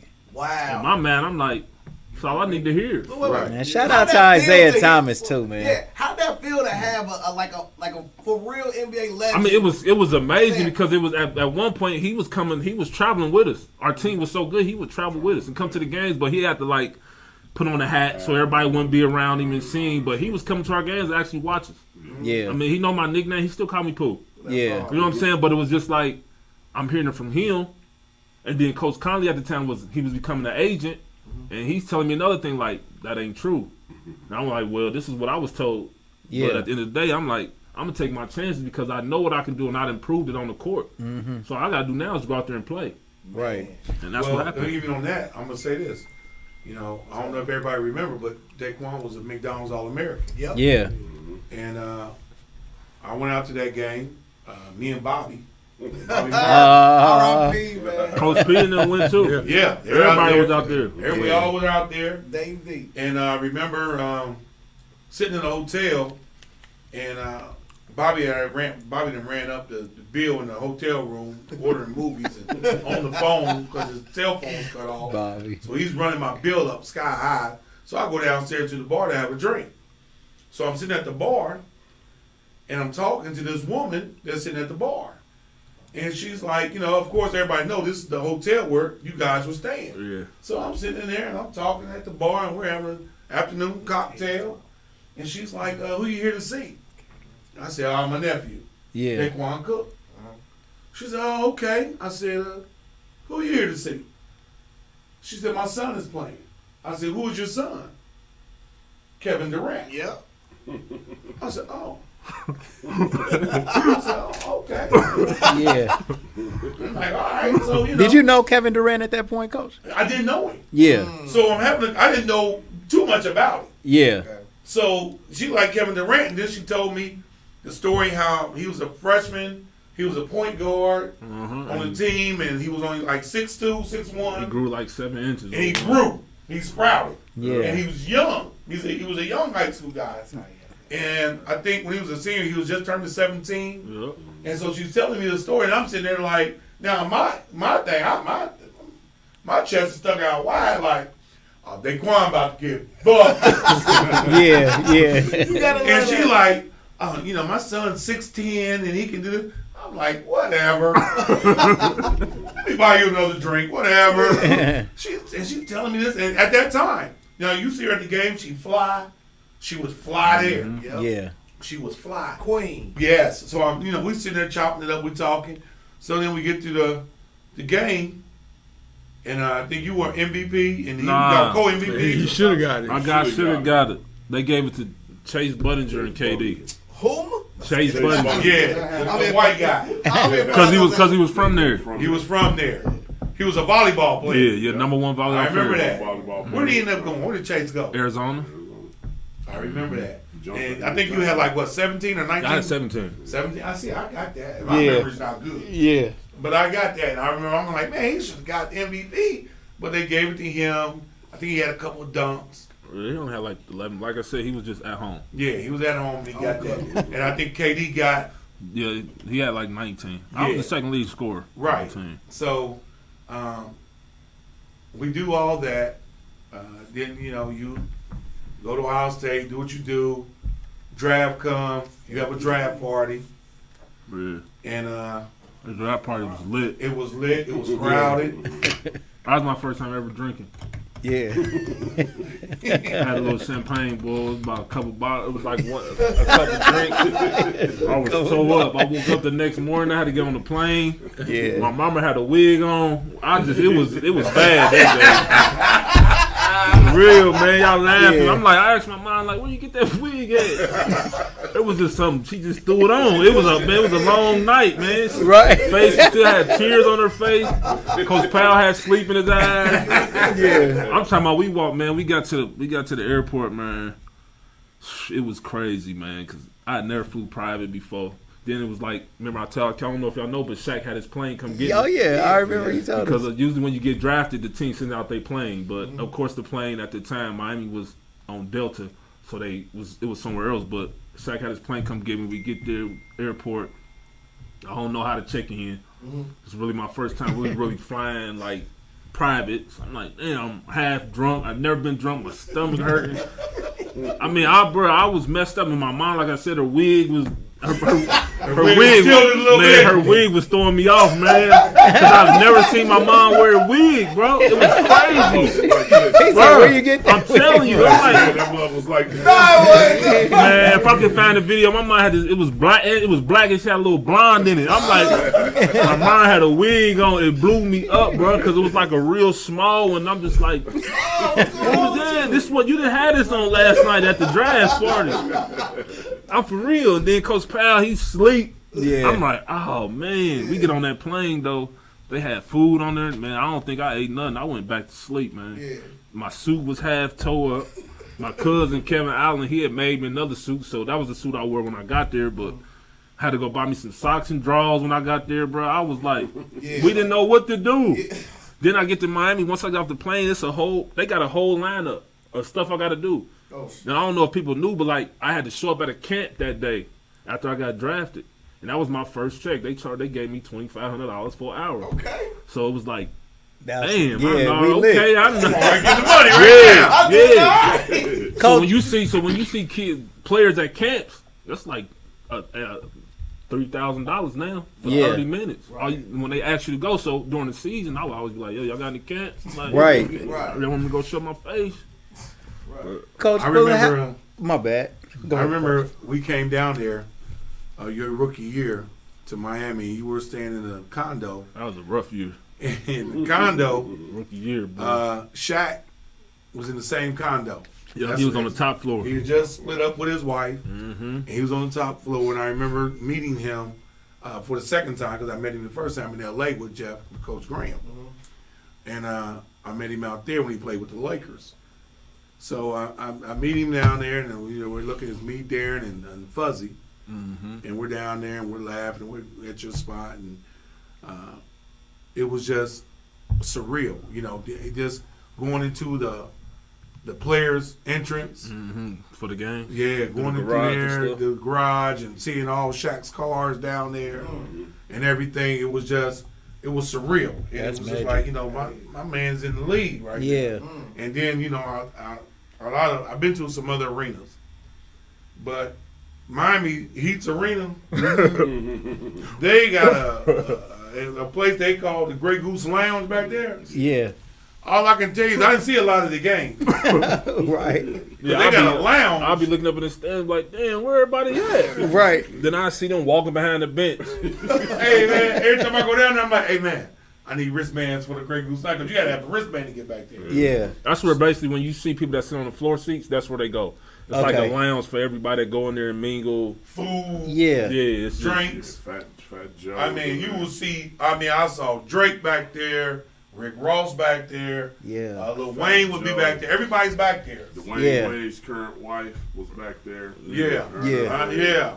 I remember sitting back there. Like, want to take a picture? We from Day. We like, nah, we cool. Right. I ain't taking a picture with you. So I got a question, DAEQUAN. So when you played, what was that?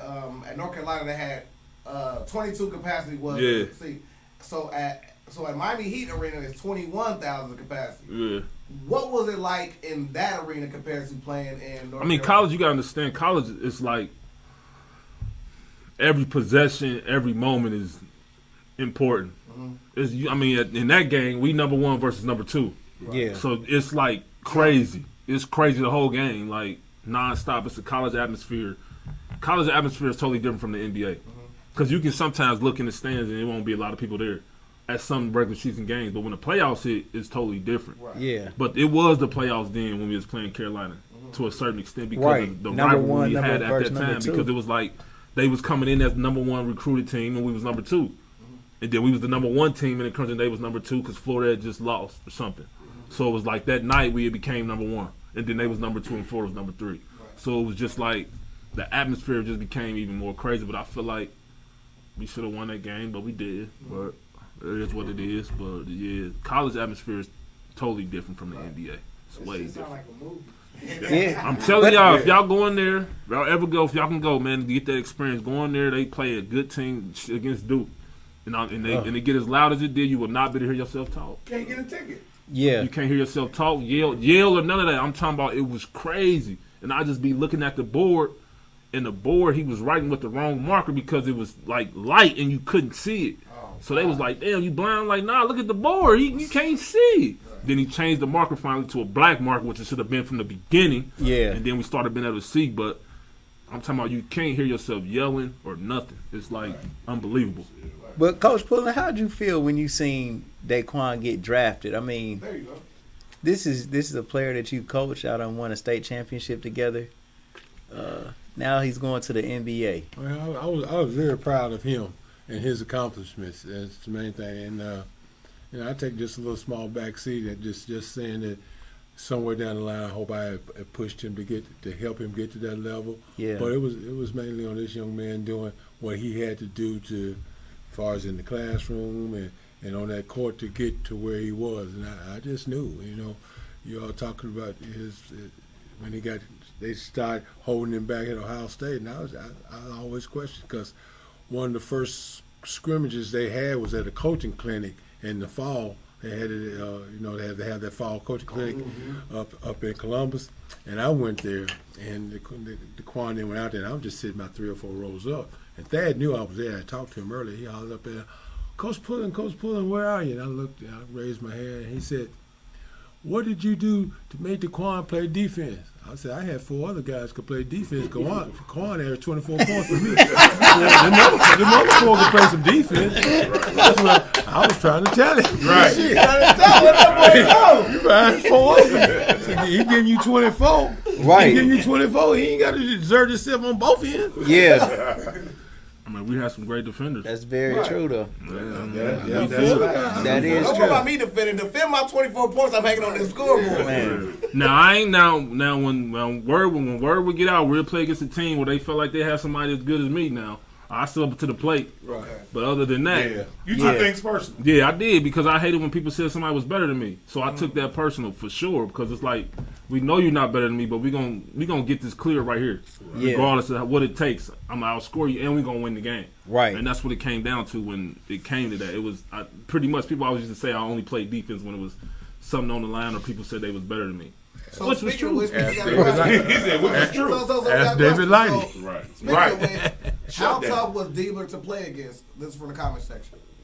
For us, I mean, it was difficult because we went into the game with the mentality of thinking we was just gonna blow him out, and then when we figured out how good he was, it was pretty much too late because he had already got to a rhythm he was scoring. I mean, so it was definitely difficult because he can damn near shoot from half court. And plus, he had a solid team around him. Yeah, he did. His brother was playing. They were well. They was good. They was really good. And shit, it shocked us because we'd never seen a white team like that good. You know what I'm saying? And then we didn't take it serious until it was too late. But we still gave ourselves a chance. But after that, after we lost, it was like we got to find them wherever they at, regardless of what they playing in. Dunbar's coming to play against them, regardless. Yeah. And that's when Coach P said they was up at the Ohio State camp. We went up there, and we beat their ass by like 30 or 40 to the point where they walked out the gym. They didn't come back. After the game was over, y'all knew y'all was better than them. We did, but we also took them for granted. Yeah. We definitely beat ourselves that game. Right. Because we didn't take them serious, and like I said before, it was too late. Yeah. It was too late, but we learned our lesson because we came back that next year and they didn't make it. We ended up playing somebody else, but you don't even remember who you played. We played Tri-Village, Tri-County, Tri-Way. I mean, our toughest game that year came from. You see that? Yeah. No, our toughest game that year came from, I think, Alter. Yep. When we played them at Springboro High School, they made a run. But then that's when I had my own run. I went on a 9-0 run by myself. That's when you turned it on. Yeah, it was unstoppable. Yeah, but that was the game. That was our closest game. All the rest of our games we won by 20 plus. Yeah. So let me ask you this, DAEQUAN. Winning the 3-point contest. How did that feel? What was that like in that All-Star weekend? With All-Star weekend coming up this weekend. I was considered the best 3-point shooter in the world. Yeah, that's true. I mean, I was nervous, but you would have never known that because I don't think I ever really showed emotions on the court. I never talked trash. I just played. I let my game speak for me. But coming off that year, it was like a great year for us because that was my rookie year. Was the worst year you could have ever had in the NBA. We went 13 and 60, 13 and something stupid. Yeah, it was 13 and 69, like 4 or something like that out of 82 games. So that was terrible. Then come in the next year, and we get a pretty good, decent team. Michael Beasley get drafted that year. Mario Chalmers come. You still got D-Wade. D-Wade healthy now. And for me to shoot the ball the way I did, it was like 42% from the three that whole year. It was like amazing because a lot of people don't understand. I was never considered really a 3-point shooter in high school or college. Right. Right. I could shoot it, but it was never my game. Right. But then when I got to the league, and people always ask me why you changed, I said, if you want to make it in the league, you got to be able to adapt. Right. I mean, at the end of the day, I was playing behind the best 2 guard in the league, Dwayne Wade. Yeah. Why would I couldn't go out there and start doing stuff that he was doing, so I had to fit in with him. If I want to play on the side of him and me and him be on the same court at the same time, I got to figure out what I can do to stay on the court. Right. So I went straight to knocking down shots. That was my job. At that point, I was considered and marked as a 3-point shooter. Mm-hmm. I did my job to get me there. Now I gotta adapt to what's gonna keep me here for the 6 years I played. But that day that you won the 3-point contest, there's a funny story with that, ain't it? What? With the day like you won a 3-point contest. What about it? You were saying like that like it was a cold gym or something like that. Oh yeah. Well, because I shot last, so it's like they tell you all get ready, but they don't tell you that it's an hour before you. So you shooting an hour before you actually go out on the actual court, but then you shooting on a different gym. You shooting on the practice gym. You're not shooting on the main court. Mm-hmm. And then when you see the list, background. Yeah, but then you see the list. I'm like, damn, I'm 5th and 6th. I'm like, I'm the last person to shoot, so why am I about to warm up and then I'm be sitting over here for about 40 minutes before I shoot? So I'm like, I'm at a disadvantage. Right. Cause because then it turned around and happened to me again the second year when I went back. But the first year I'm like, damn. So I see Rashad Lewis, I see him get a heating pack. I'm like, damn, that's smart. And he get a heating pack, put his hands on it, and he just keep his hands in. I'm like, hey man, bring me one of them, man. So I get the heating pack and my hands warm. But I'm like, shit, I'm still nervous though. You know what I'm saying? The world's watching this, man. Yeah. Then Shaq in my back end tell me, hey, I got a bet on you, better win. I'm like, damn. Now it's even more pressure. Now he's like, I got you winning. I'm like, what? Yeah. And then D Wade over there going crazy for me, talking mad crazy to everybody. I'm like, damn, heart beating. You had to step up. Man, I mean, I was never shy in the spotlight. I've never been shy. So at the end of the day, it just came down to me. Like I tell people all the time, once I get on the court, when it's time for me to shoot, it's between me and the rim. I don't see nobody. I don't see you jumping and contesting my shot. It's a relationship between me and the rim now. Yeah, that's what it comes down to. That's all it's about. Because at the end of the day, I don't care about how high you jump or if you're going to block my shot, because at the end of the day, I know what I can do with my shot and what I'm capable of doing. Now it's between me and the rim, and if it's going to go in, if the rim going to play me and hit the wrong way. Right, the rim going to play. So at the end of the, you know what I'm saying? So I mean, that's how it was. But I'm going to tell y'all one thing Shaq told me that helped me get to where I was at. He was like, every time you make a shot, you build your mama's house. Every time you make a shot, you build your mama's house. Every time you miss one, you taking bricks away. So I'm like, damn, that's deep. Yeah, because at this point, it's like, shit, I got to make this shot because I don't know if I'm going to be here next year. Yeah. So I'm like, damn. So he's like, you don't want to take away from your mama's house. So he's like, every shot counts. Because he's like, shit, you keep missing, you taking away bricks, and then you're going to be out of here. I'm like, damn. Now you put even more pressure on me, Shaq. Right. But he's like, this is how you got to think. You got to think logic. You got to think smart. You got to think wise. You got to. I'm like, okay.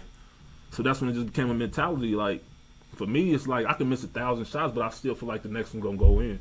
And going into that, having Shaq and D Wade over there, that was more than enough confidence. Then you could hear my mama, I don't know where she was sitting at, but I can hear her screaming. D-Pal, Twan. She didn't have the wig on. Nah, she ain't had the wig on. Nah. Mom Deuce came fresh that weekend. But you can hear them, my homies, like D-Pal and all them was there. They all flew in with me. Yeah. So it was like I could hear them. Yeah. So I'm like, I'm here. I'm not alone. Right. So then it was just like, now it's about me making shots. So then even going last, it still was an advantage to me because now I need to see how many I can make and miss. And I'm not trying to calculate it, but I'm like, okay, this is what I need to do. So then that's what happened. I made it through the first round with 17 or 18. Then that second round, it came down to the last 4 shots. Rashad Lewis, he thought he had it in the bag. Yeah. I missed all them shots in the 4th rack and went to the 5th and made all 4 out of 5. And we went to overtime. And then that's when he only makes 7. And I'm like, damn, I only got to be 7? Yeah. And I still get 60 seconds? I'm like, this shit over in 2 rounds. The first 2 rounds. Yeah. Yeah. Like by this time, but people watch the video, D Wade in the back saying, get your money, Cook. Yeah. Get your money. Yeah. He's saying it like, get your money. Matter of fact, he's saying, this our money. Yeah. You taking this shit home. Yeah. And when I hear that, I'm like, oh, it's over. Yeah. So shit, I get mad in the first 2 rounds. Your confidence is up here now. Oh, it's over. I'm like, 7? I gotta be the 7? Yeah. He blinked. What? He blinked. It took the first 2 rounds. Yeah. I get 9. And then it's crazy because then it's like I start making all my shots after that. Right. And then if y'all listen to the commentators, Reggie Miller say, you can stop making shots now, young fella. You won it. I'm like, nah, I'm gonna keep going. Yeah. I'm trying to bust the record. You know what I'm saying? Yeah. So, man, it's like, I was just like, I was feeling it. And then you get the D Wade over, like, hell yeah, it's our money. And Shaq over looking at me like, yeah. I'm like, you want me some money? So I'm like, man, I'm like, but after I won, I was nervous again. But I could hear my mom, man. It's crazy because. You know, there's certain voices you always hear when you're around. It was just like, I can hear her yelling. I don't know where she was at, but I could hear her. And she was like, that's my baby. And I could just hear it. Like, she just wasn't stopped. So it was just like, it was amazing, man. Man, little bro Tavion Thomas just checked in and said, Coach P. I'll tell you this. I think for what you persevered through, you know, like you said, you didn't have it. Growing up, I didn't. I stayed in a 2-bedroom house, man. 4 kids, bro. Yeah, you didn't have it. 2 till I was 16, and you did it You changed a life for you, your mom, your family, for the rest of y'all life. And that just was hard work. You knew what you had to do. You knew what you had to do academically to even get into Ohio State, to catapult yourself to where you are today. And it's a credit to you. It's a credit to Coach Pullen, the GOAT, basketball coach around here, to help him get to where he is. Because without you, there is no DAEQUAN. Because I feel like you trusted him in high school to help lead your team to that first state title. After taking that loss to Upper Sandusky and coming back and going to get it. And you know, that's what this show was all about. You know, is recognizing the people in the community that have put their mark in the community, because I know you go to a lot of games. DAEQUAN, I know you talk to a lot of kids. Coach Pullen is still coaching and helping young guys get their game together. And I think it's an awesome thing that you guys are doing. I wish we could go in deeper and go into a lot more things, because, you know, I got more stories about DAEQUAN. I want to ask one story, man. Over here. The Bobby story. Which one? The dog. About my dog? There we go. This story is legendary itself. Well, we done heard So it. first, I'm going to help you out. Bobby Martin was born without legs. For who all don't know, Bobby just passed away 2 years ago. Rest in peace, Bobby. Bobby was like a son to me. I love me some Bobby. And we went down to Miami to hang out with DAEQUAN. There was a lot of us down there too. Was it Super Bowl? Super Bowl. I don't know what it was. Y'all came down there so much. It was. Right. You trying to say something? Nah, I'm saying but they would come down there, and at the time I was only 20. I couldn't get no club. You got to be 21. Everybody knew I was. He was right. So what was we doing? He was still going in. There wasn't too much we could do but walk on the beach. That's all I was doing with them. I didn't need to go to the club. I go to the club on my own. They was down there a lot, man. So we down there, and we're at DAEQUAN's house, and we're watching the game. And we're in DAEQUAN's house, and DAEQUAN had this South African Borble. This dog. I got it from South Africa too. This dog was 32 hours, bro. It took me 32 hours again. They sedated him. He got over here. He had 1 million fleas on him, bro. He was ticked out. I put him in the bath. I took him out. It was layered in bugs. Yeah, but that's what happens when you're on a plane full of animals. But but I took him to the doctor and he got right. But I got him from South dog Africa. was 32 huge. hours.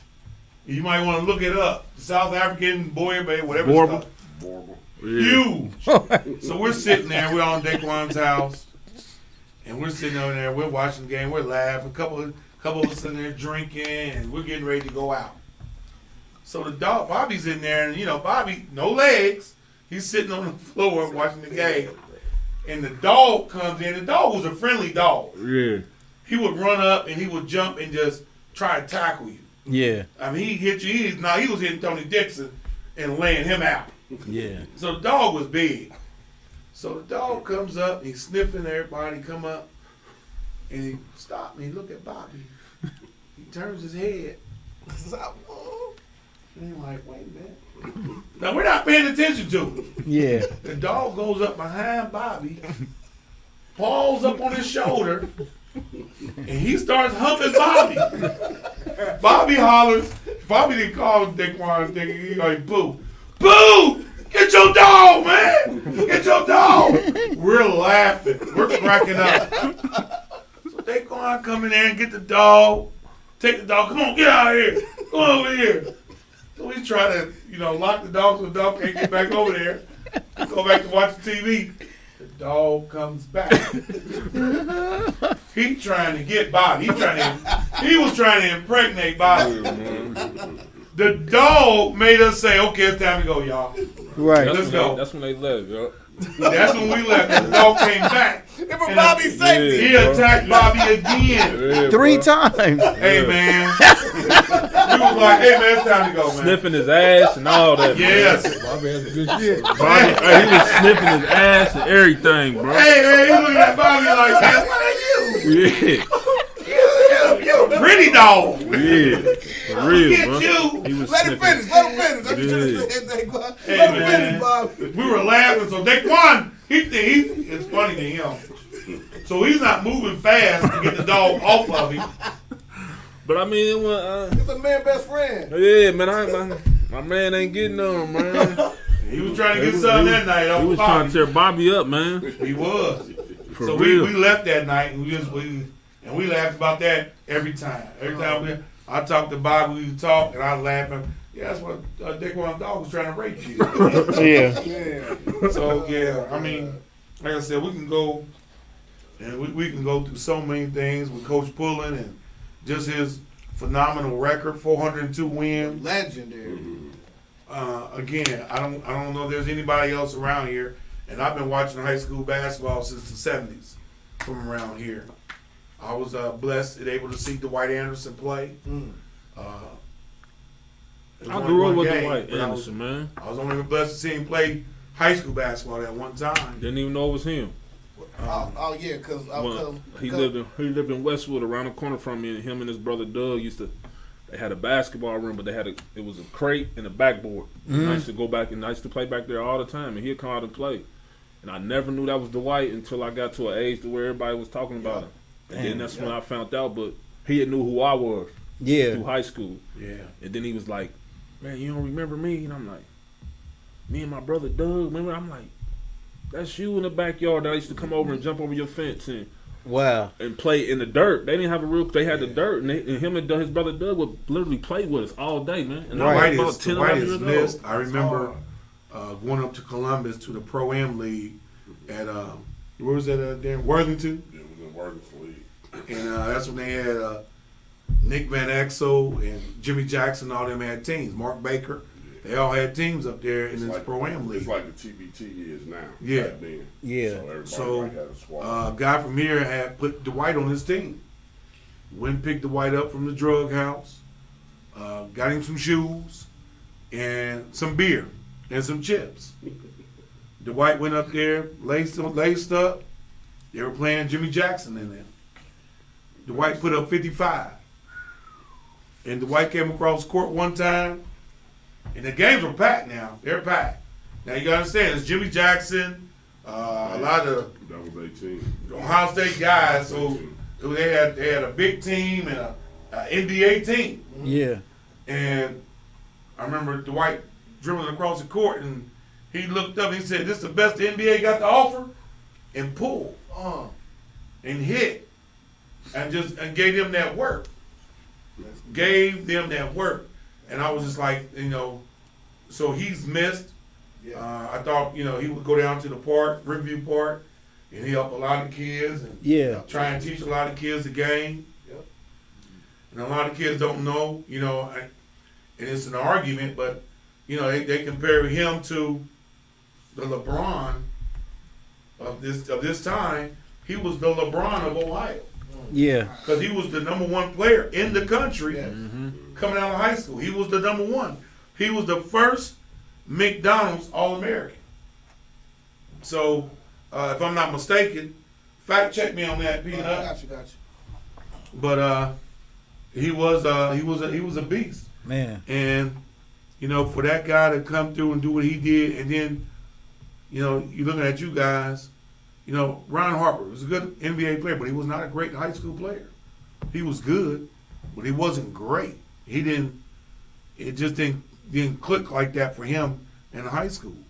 And for you made it look easy. Man. The cool Coach Pete Pullen. I mean, again, the suits on the sideline, on the bench, everybody dressed alike. I remember even one game, I think you had a white suit on and they had on blue suits. Yep. That was in the playoff. I said, hey, man, this guy's off the chain, man. This guy is cool. It was like the group time. I said, boy, this guy, man, hey. And he made it look easy. And for years to come after that. And then for... Yeah, that was the first one from here. Yeah, you're right. Yeah. What year was that, Peanut? 79, 78? Oh, we got 80. Oh, wait. That was 86 for the person before him. He was 78. 78. For you to get pushed out again go the way they did you, and for you not to be able to walk out on your own, I think DPS owes you that. Yes.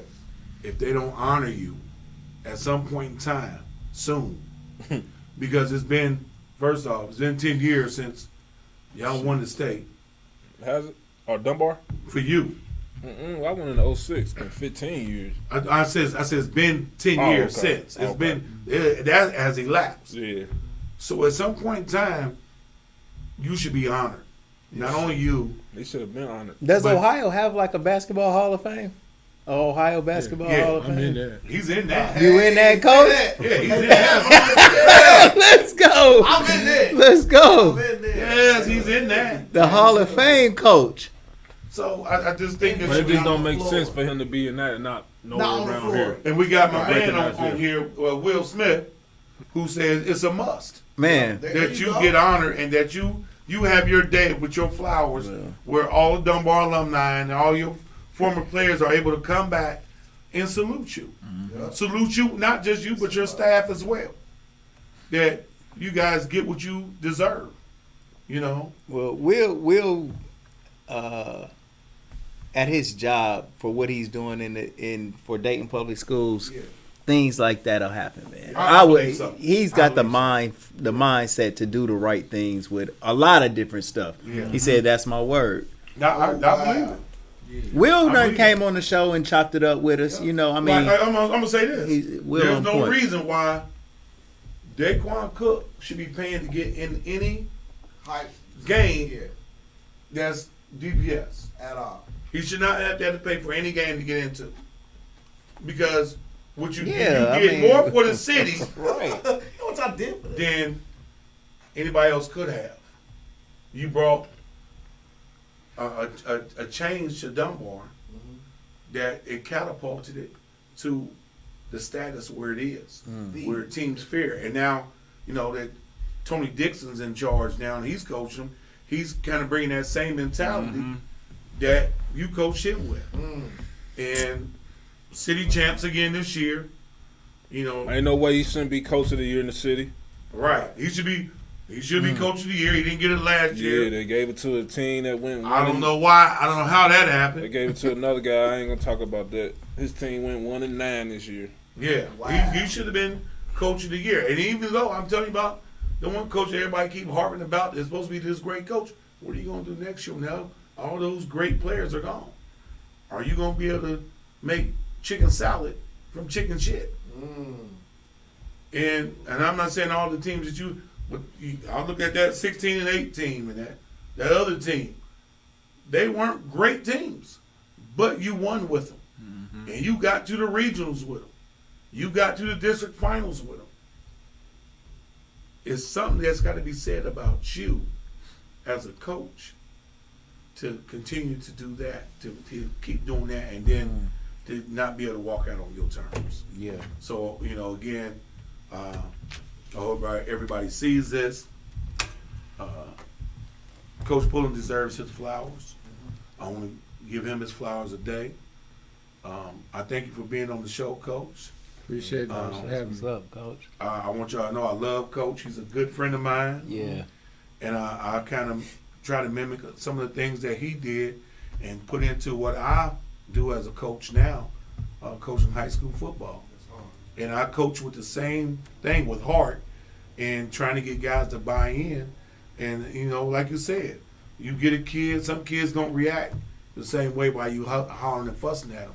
Some kids you gotta, hey, okay, buddy, you know, let's work this out, because everybody's home is not the same. So, you know, coach need to be doing a coaching clinic. Yeah.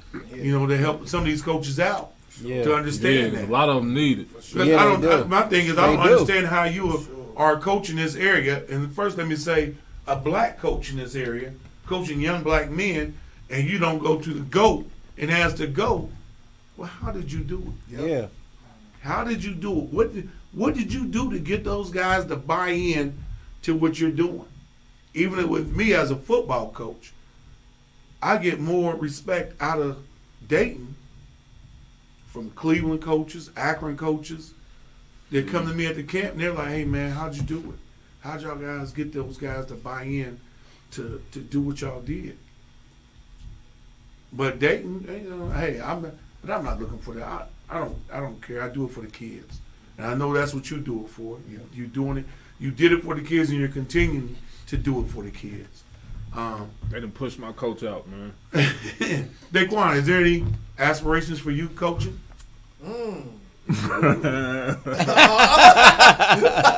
County. I'm about to try to give it a chance, man. I'm about to. I got a 4th grade son, man, champion, and I've been asked. Yeah, I've been asked to help out with his team coming March this year because I don't think we're gonna let him play AAU. Okay. So I think we gonna. Because he plays baseball too, doesn't he? Oh, he used to. Now he's strictly basketball. Okay. Yeah, but I think I'm gonna start helping with him. I'm getting into this training business. I'm gonna start trying to, probably by the summertime I'll probably be training kids. That's what I really. That's good because there's a lot of guys out here robbing these kids, training. Yeah, they robbing them. They doing it without a gun and everything. Yeah. I'm gonna train you. I'm a trainer. Yeah. No, you're not. Yeah, I think that's the biggest thing I want to do. I mean, I see a lot of kids when I go to the games. The fundamentals of the game has been lost. Yeah. That's one of the biggest things. Everybody think because they take to their legs, and now everybody want to shoot from half court. I think that's the game.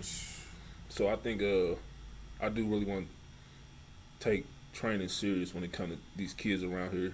Because even with my son, I can tell he knows the game a lot, but he's watching too much YouTube too. Right. And I don't want to take that from him, but I feel like if he learn the fundamentals and the basic skills of the game, it'll help expand his game and make it easier for him. Because I think that's what it was for me growing up. I think me learning how to make a 2-hand chest pass, a 2-hand bounce pass, not a behind-the-back pass, learning how to slide my feet, listening to coaches, being respectful, then my parents allowing me to play. Yeah. And them not telling me what to do on the sideline. I think that's one of the biggest things for me growing up was my parents allowed me to play, and they don't say nothing about it. Mm-hmm. You know what I'm saying? And that's what I don't see today. A lot of kids today, parents is the coach and the parent. And at the end of the day, you got to decide on which one you really want to be. Because if you want to be a coach, then you go coaching. But go get into that profession. Yeah. Because I just don't. I don't see a lot of kids making it when your parent is in your ear when you got a coach. I deal with that a lot as a coach. I'm sure you kind of dealt with that a little bit. But as a football coach, I dealt with that a lot. With parents coming to me, how come little Johnny ain't playing? And how come he getting playing time? Well, I said, well, did you know little Johnny didn't come to practice this week? Did you know little Johnny getting high every day? Did you know little Johnny's grades are terrible? Did you go to parent-teachers conference? Do you know what's going on with little Johnny?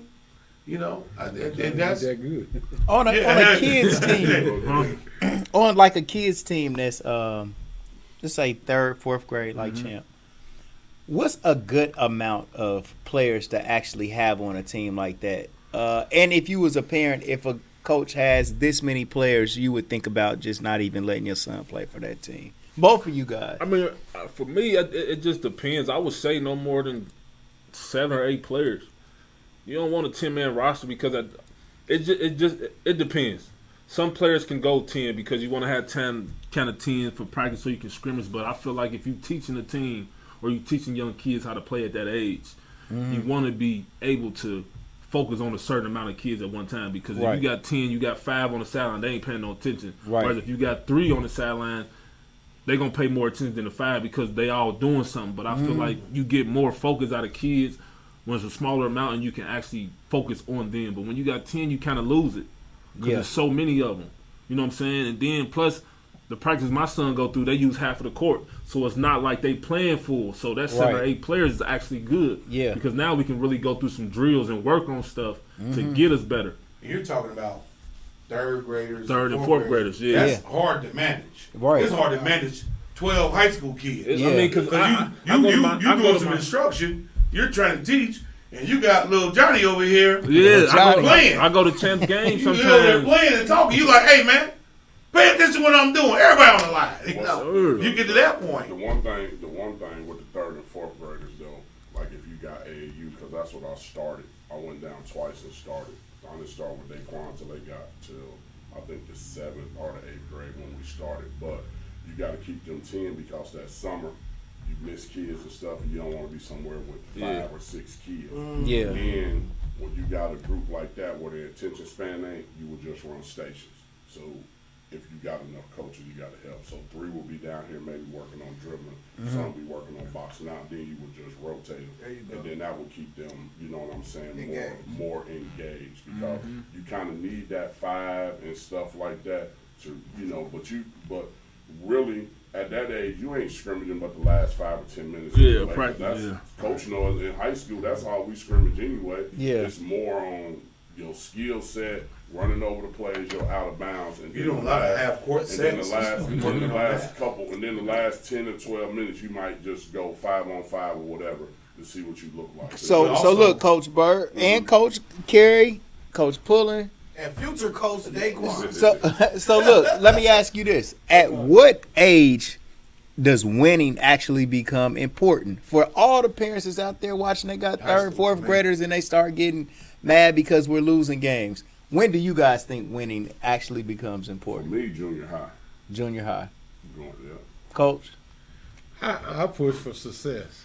And so I'm looking at it from day one. This is what we're about. We're going to try our best to win as many games as we can, and to do that, you got to meet my expectations. And so I pushed that, and we had talked about that. You know, DAEQUAN mentioned it earlier. At Dunbar, we didn't think about the city championship or nothing like that. Our expectations was here. Yeah. I always set that goal high. I don't care how bad a team. This is our expectation. This is where we want to get. Right. And if we fall short, we fall short. We come back next year and try it again. But you know, this whole world is about winning or losing. But it's the way you can do it. And one thing about all our Dunbar teams, we won with grace. And even when we lost with that too. Yeah. You know, we just knew we fell short. And I used to tell them, I said, we didn't lose this. The clock just ran out. Right. That's deep. Yeah, that's cool. Winning for me starts as I think, like Bird said, middle school. For me, really, high school, because you're honing in on the skills in middle school. And when you get to high school, it's time, you know, as a coach, if you don't win, they're going to fire you. Yeah. Let's be real now.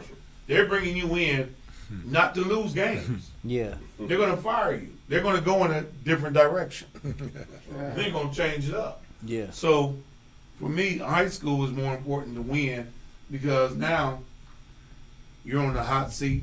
Yeah. You gotta produce or get out. You know, so with that, you gotta be, you know, I gotta tell my kids today, discipline. Discipline is a must. You gotta come out here, you gotta work hard. That not just on the field or in the weight room, but in the classroom. You gotta have discipline. We're here to win. We're not here for I'm gonna throw a little shade here. Like a lot of Bengals fans this past weekend wanted participation trophies. Oh, we made it. You lost. Yeah. They don't remember the losers. They don't remember them. They remember who won. That's real. That's all. I'm just, you know, we could sit up here and talk about if no it was Upper Sandusky, I would have never known the name of their team that lost. That team that y'all beat. Yeah. I don't know who y'all beating with the 28-0 season. I don't know. Yeah. I just know y'all won. Everybody knows who the winner is when they get to high school.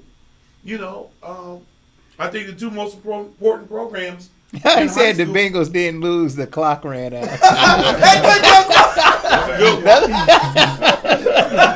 Legendary quote already. Hey, it ran out on me.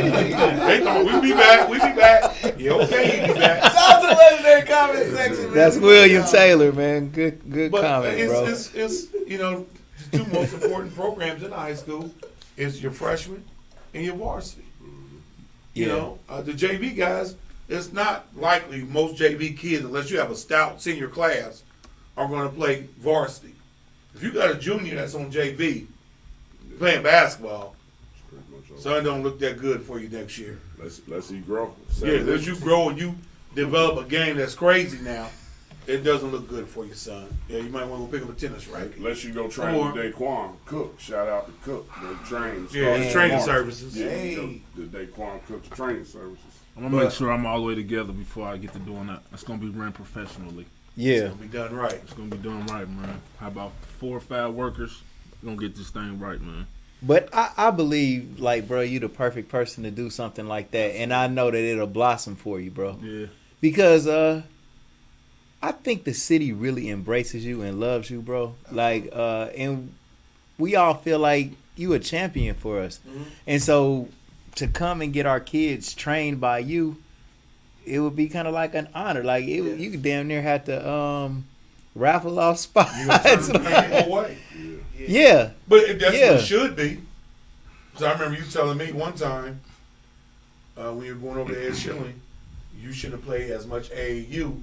You should have been doing a lot more training back then than what you were playing AAU. As much AAU as you were. Yeah, because, I mean, you got to think about it. AAU is usually played from February to August.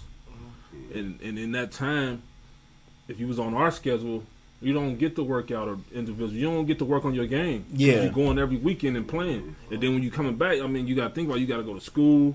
Then you having practices. So you don't really get to train and work on your game. So it's like I was missing out on that time to where I can work out separately by myself to get better in certain areas. Yeah. But I had to get better in the actual game. You know what I'm saying? I didn't have that time to really do it by myself. Do you get better in the games, though? Not really. Depends on who you playing for. I mean, it just depends on your position on that team. Yeah. Because at the end of the day, if you're not getting the ball as much as you want, I mean, how can you really get better? Right. You know what I'm saying? Right. Whereas if you're working by yourself, at least you know you're doing what you're supposed to do by yourself. So you actually putting in the work by yourself to prepare yourself. So if a time do come where you do get the ball enough, then you'll be ready. But if you sitting there not getting it as much and you just playing in these games every weekend, how can you really say you're getting better? Right. You're getting better as a team for sure if y'all winning. Yeah. But as an individual, where am I getting better at? Because my shot still looks the same. Yeah. I'm still dribbling as much as I did before. Right. But I don't feel the difference if I'm not working on it by myself. Yeah. Can I add this? Too?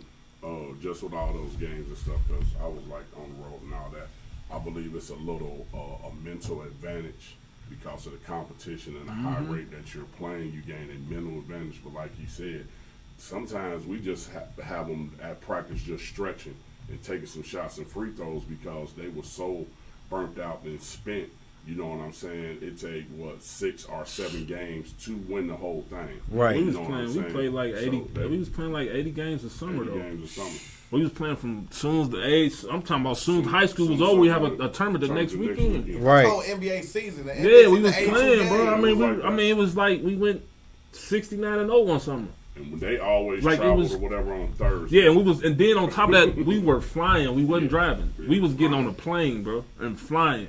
So it was like even more tiring because now we on the plane, we gotta get off, jet lag, all that. Like we was flying to these places. We wasn't tucked up in the vans or nothing like most teams was. We was flying, bro. That's amazing. And then we'd miss a day of school or two. So it was like, bro, we tired. By that Sunday or you get in Monday, and every tournament was a big tournament. We was the #1 team in the country. So everywhere we went, it was like everybody's gonna give us. So we didn't have one game off. I mean, even the teams we about 40, the first 5 minutes. It seemed like it'd never end. Right, you like, when we gonna blow this thing up? Like for real. Like, man, then you got games at 7, 8 in the morning. Yeah. Oh man, I'm telling you, it's hard, but I just feel like every player needs that individual work to make themselves, to get themselves better. Yeah. Period. Because as a team, of course you can get better with winning. But you can never really tell how much better you're getting if you're not working on your game. Yeah. You can't. You will never see it. I mean, anybody can take their legs and make a shot, but the mechanics and learning how to make that shot consistently will help you understand, oh, yeah, I'm getting better. Right. Yeah. That's just like lifting weights every day. You ain't going to know you getting better lifting weights until you start seeing your body form. You're like, oh, shit, this shit really working. Same way with your game. You work on your game, you start handling the ball, and then 2 months later, you handling that mug in your brain like, damn, I really am handling this motherfucker like it's a tennis ball. That's how you really know you developing your game. But you can't really tell when you're out there catching oops, hitting the three or here and there on the team. I mean, that's different. But to really see your progress, you got to work by yourself. That's the most important thing. You got to work. That's real. Sure. Well, I'm going to end this, and I'm going to thank Coach Peter Pullen, the GOAT. I'm going to thank DAEQUAN Cook, the GOAT, for being here, for answering my call and coming on here and letting us present you with these flowers and tell you how great you are. I want to let you close with a statement, a brief statement. Start with Coach Bird. I got here late. I was at practice, but I mean, you know, that's my guy all the way today. Coach Pullen, that's my guy.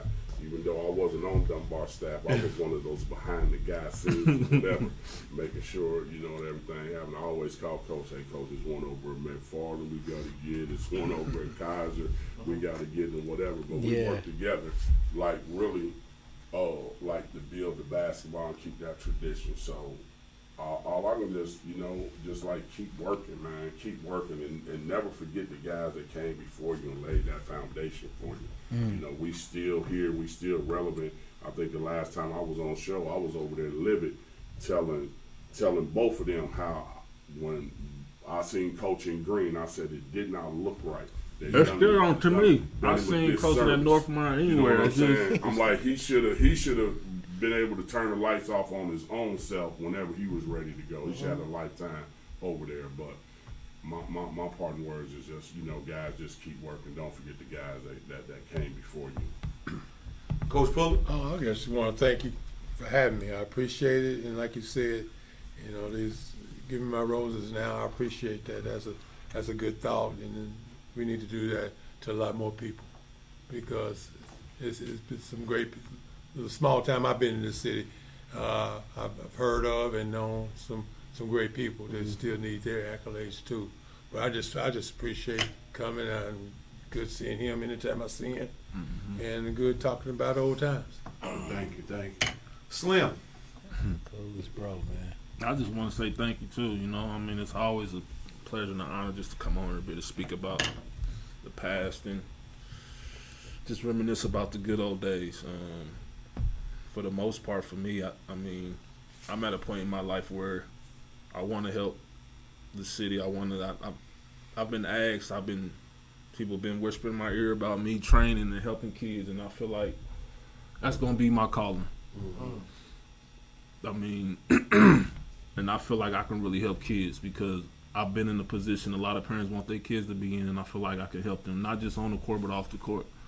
I mean, I done seen it from both ends. You know what I'm saying? So for me, I just feel like my time is coming, everybody. Yeah. Just give me a little time. But I really am going to focus on helping kids. A lot of kids, because watching these high school games, watching games in general, watching my son play, they missing a lot of the fundamentals and the importance of playing basketball and what you play it for. Yeah. And you have the knowledge. And I have the knowledge to be able to teach them that. And my time is coming. So just be on the lookout. It'll be sooner than later. Yeah. I promise y'all. Because I've been asked a million times, but I promise y'all it's coming. Training, coaching, it's all getting ready to come. So I'm just looking forward to the next chapter in my life, which would be helping kids, especially in our community, kids with the talent to be able to make it to the next level. I'm willing to help them, so I'm looking forward to that part. So I'll close out with this. I want to thank you all for tuning in tonight to Coach K's Sports Corner and DB. We're going to do this again next week. I thought we had a great discussion tonight. I thought you got to know Coach Pete Pullen and DAEQUAN Cook a little bit better tonight. Yeah. And I'll share this. Let it be known. Let people know that we're here. We're going to do this every Wednesday. Next week's lineup, we have the legendary Mike McCray, Dunbar grad, played for Ohio State, Ohio State. Had a tryout with the Detroit Lions. We have Jeff Graham, two-time Ohio All-State football and basketball. Went to Ohio State, had a great career there. Went on to the league. He'll be here. We also have Keith Byers. What? next Wednesday. The Ohio State Connection. Those three will be in the house. And we're going to talk about Ohio State. We're going to talk about Rolf, Alter. Of course. We're going to talk about a little bit of Alter. We're going to talk about Dunbar again with Mike McCray and his times with Coach Groundhog and Coach Haley. And Big R on the track and field. Keith Byers, who also big-time baseball player at First Day Little League. So we'll be here. You tune in next week, and I'm telling you, each week we're going to bring more heat. I want to thank again these guests. I had to get the GOATs in here first. These are the GOATs. And this is how I called Coach Burton. I told him last week, I said, hey, man, every guest got to be fire. Every guest got to have something where they put their foot into the community, somehow made an impact in this community. And that's all we're going to come with. And Dayton has enough legends to do that. I talked to a young man today that he's going to come on here. He's going to tell his story. Derek Daniels, a graduate from Thurgood Marshall, who got a story to tell. You know, for you moms and you enabler moms. This will be a chance for you to hear his story and understand how can you help your child. And like DAEQUAN said, the best way you can help your child is let the coach coach. It's STFU. So tune in again next week. I want to thank Smedley up here at the T-Shirt King. Yes, sir. The guys up here, awesome setup, beautiful situation we got going on. My man Lonnie is giving away, Lonnie Black, giving away some tickets with a comedy show on the 23rd. 2 tickets. I don't know who we're going to get these to. So whoever reshared this post the most will win those tickets. Win these tickets. And then you can come and collect from the shop next week or something. Yep. The show is called Acting the Ass Wednesday. It's a hell of a thing. Acting the Ass Wednesday. And I went to the show and you want to go. Lonnie's a funny dude. Lonnie's a funny dude. So you might want to go. He was on the show last night.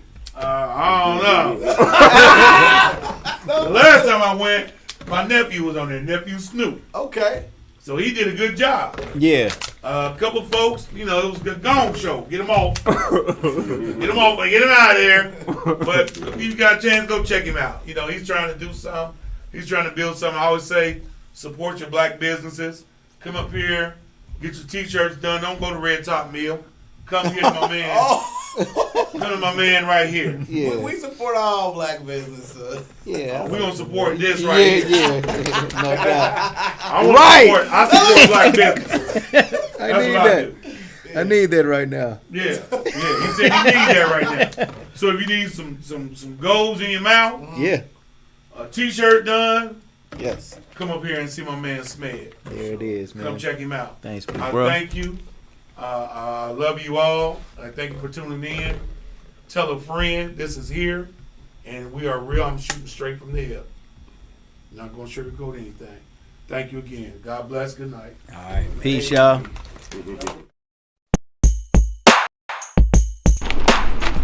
Every time I come in the press room, you in the press room. Working on our Stars Hot Tonic Heat Press. Using all the vinyl. Making all the picture tees.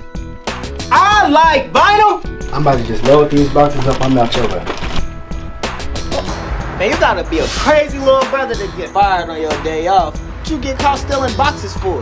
Man, I didn't get caught stealing no boxes. He said he called me though. We get our rent paid. Why don't you go in there and ask the girls real fast to see if they help us pay our rent? That don't sound like a bad plan at all. What's up, Pops? What's up, Smokey? I'm trying to set up a meeting with the girls, man. Okay.